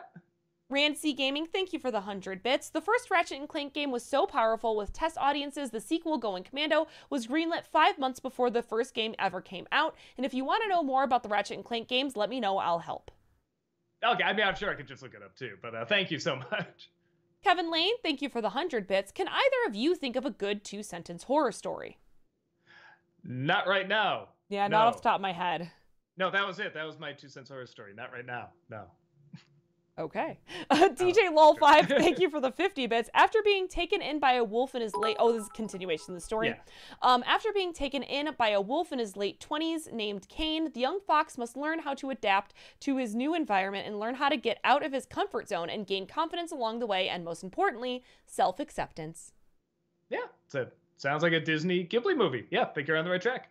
Kevin Lane, thank you for the 50 bits. Highlighting what Streamlabs said about having Amazon Prime. That is actually our bot. I have programmed it to say that every 20 minutes. But yes, if you have Amazon Prime, you have Twitch Prime, connect them and, subscribe. Kevin Lane, thank you for the 50 bits. J-Star Otaku says, I saw JJKO twice in theaters. OMG, that film is the reason MAPPA is my favorite animation studio. Yeah, do good stuff. Grand Omega, thank you for the 50 bits. Ever going to bring back your greatest fear of all time, your worst nightmare, your arch nemesis known as Teddy Ruxpin? I think too much time has passed for anyone to remember that, so probably not. DJ Lol5, thank you for the 100 bits. I'm hoping to work with someone to see where this story goes, so I hope you like the idea for the story, and I hope that I can get it published for the whole world to see. Good luck. Yeah, go for it, man. Yeah, there's so many options for self-publishing out there, too. So yeah, I hope it works. Kevin Lane, thank you for the 50 bits. Sailor Aaron says, I saw Spirited Away again on the big screen this past Sunday as the last movie of the Studio Ghibli Fest 2022. It was amazing as always. Can't wait for next year's Studio Ghibli Fest. Yeah, it's amazing, man. It's so good to see on the big screen. Sailor Aaron, thank you for the 50 bits. Doug, I think an anime show would be perfect for you is airing right now, Chainsaw Man. I think it's your type of show. I've heard great some things. People recommend that. Yeah, I do want to check it out. Alexander, thank you for the 50 bits. The TV series Green Eggs and Ham has some very funny writing. In one episode, Sam I Am offers Guy the titular meal on a road trip, to which he replies, no, I will not eat them in a car. Sam then says, okay, that's an oddly specific stance to take on the matter. That's funny. Kevin Lane, thank you for the 50 bits. J-Star Otaku says, Chainsaw Man is amazing. I've heard. Everyone says it's great. Strider for Life, thank you for the 50 bits. Hi, Doug. How was your Halloween? You get to be Xehanort this year? No, I went as Bane. It was pretty easy, but yeah, I just went to a Halloween story and give candy trick-or-treat. It was pretty boring. Adam Grunther, thank you for the 50 bits. Who was your least favorite Hell of a Boss character so far? I don't know. They're all pretty fun. Yeah, I can't think of one. Kevin Lane, thank you for the 50 bits. Elite Gamer says, hi, Heather and Doug. Love the Jimmy Neutron NC today, but Doug, what did we tell you about blowing up cats? Also, I can't wait for Wakanda Forever, even though there are certain parties telling certain people not to see it opening weekend. The sad news about the cat blowing up is that I use that joke immediately again in the next one, so look forward to that. Grand Omega, thank you for the 50 bits. Ever plan on reviewing the Bourne movies? I think in 2024 you should do a Bourne month since there are 5 movies. I don't know. I like them. I don't love them. I don't think I can find like a lot to say about them, but they're good. I just don't think I have much to say. Rand C Gaming, thank you for the 100 bits. The first Ratchet and Clank game has some weird parts that are difficult, but if you stream them, I can help. I've played all the games multiple times, and they are all on the PS3. Also, Dr. Nefarious does not appear until the 3rd game. All right, we'll see, Matt. Alexander, thank you for the 50 bits. I'm not sure if I'm the first to bring this up, but I always wondered what it's like when Captain America returned the Soul Stone at the end of Endgame. Must have been pretty awkward for him to re-encounter Red Skull. Yeah, it's a good point. The more I think about it, it's like, water under the bridge. Grand Omega, thank you for the 50 bits. I hate to ask this, but why do you hate the Doug Show and Doug's first movie? Is it because it has your name? Yeah. Yep. Grand Omega, thank you for the 50 bits. Fun fact, the voice of Optimus Prime from the original show, live-action movies, and others also did the voice for Eeyore in the original Winnie the Pooh. His name is Peter Cullen. Oh, that's cool. Yeah, I know the name. I didn't know it was Eeyore, though. That makes sense. Blake the Nothing, thank you for the 100 bits. Have you watched any YouTube poops of NC, and if so, do you have any favorites or favorite moments? I remember one on Battlefield Earth that was pretty funny, but it's years old. I don't even know where I'd find it now. Adam Grunther, thank you for the 50 bits. What is your favorite voice performance from a Disney villain? For me, it's Jonathan Freeman as Jafar. After seeing him in Hell of a Boss, I think I love him even more. I think it's gotta be Tony Jay as Frollo, man. He's so good. Though the woman who does Maleficent and the stepmother is also amazing. I love Pat Carroll does Ursula, right? Yeah. Yeah, I love that one too. Mumra, thank you for the 50 bits. Doug, have you seen the blooper reel from The Frighteners where Michael J. Fox legitimately keeps flubbing many of his lines by calling John Astin's old man character Doc every time like he was filming Back to the Future? Quite funny. Give it a look. I haven't, but I've heard of that. I should check it out. Kevin Lane, thank you for the 50 bits. Alex Loves Musicals says, I love Eleanor Audley as Maleficent and Lady Tremaine. She also voiced the iconic Madame Leota in the Haunted Mansion ride. Yeah, no, she's amazing. Alex Loves Musicals, thank you for the 100 bits. Happy Wednesday. In December, do you think you could review that awful Grinch live musical? It's the one with Matthew Morrison. I keep forgetting that's a thing. I already have the movies picked this year, but maybe next year. Adam Grunther, thank you for the 500 bits. What do you think of Norman Reedus' villain in Hell of a Boss? I like them. I think I only see at the end who voices them, so then I'm like, oh wait, shit, who was that character again? So, but I'm sure I'll see him again. And we did it. I'm sorry I panicked, but there was a lot and all. Like, no, again, I love you all, but it was like all of a sudden people kept giving more, and I was like, So we have a little bit of time for some highlighted messages here. Yeah. R Red says, the question that we just answered about the Grinch live musical live. So I guess we already have the answer to that. Sorry.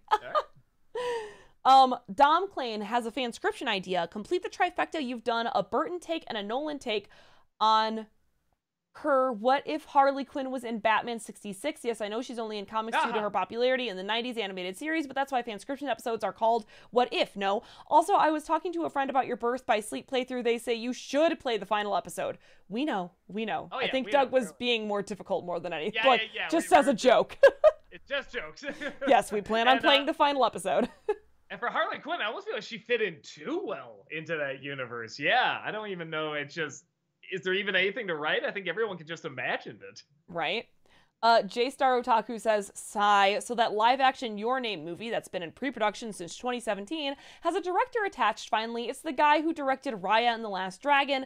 Allow me to be the first to say, why? Why Hollywood? Why? And around the time the new Shinkai film is releasing in Japan. It's so silly. I mean, I don't know much about the Your Name. I love Your Name. I can't remember if I saw that one, but I thought Raya was fine. I mean, it doesn't sound like a big cause of alarm for me, but maybe the styles are really different. I don't know. I just think it's such an outdated idea that you have to make a westernized live-action movie of an anime for people to see it.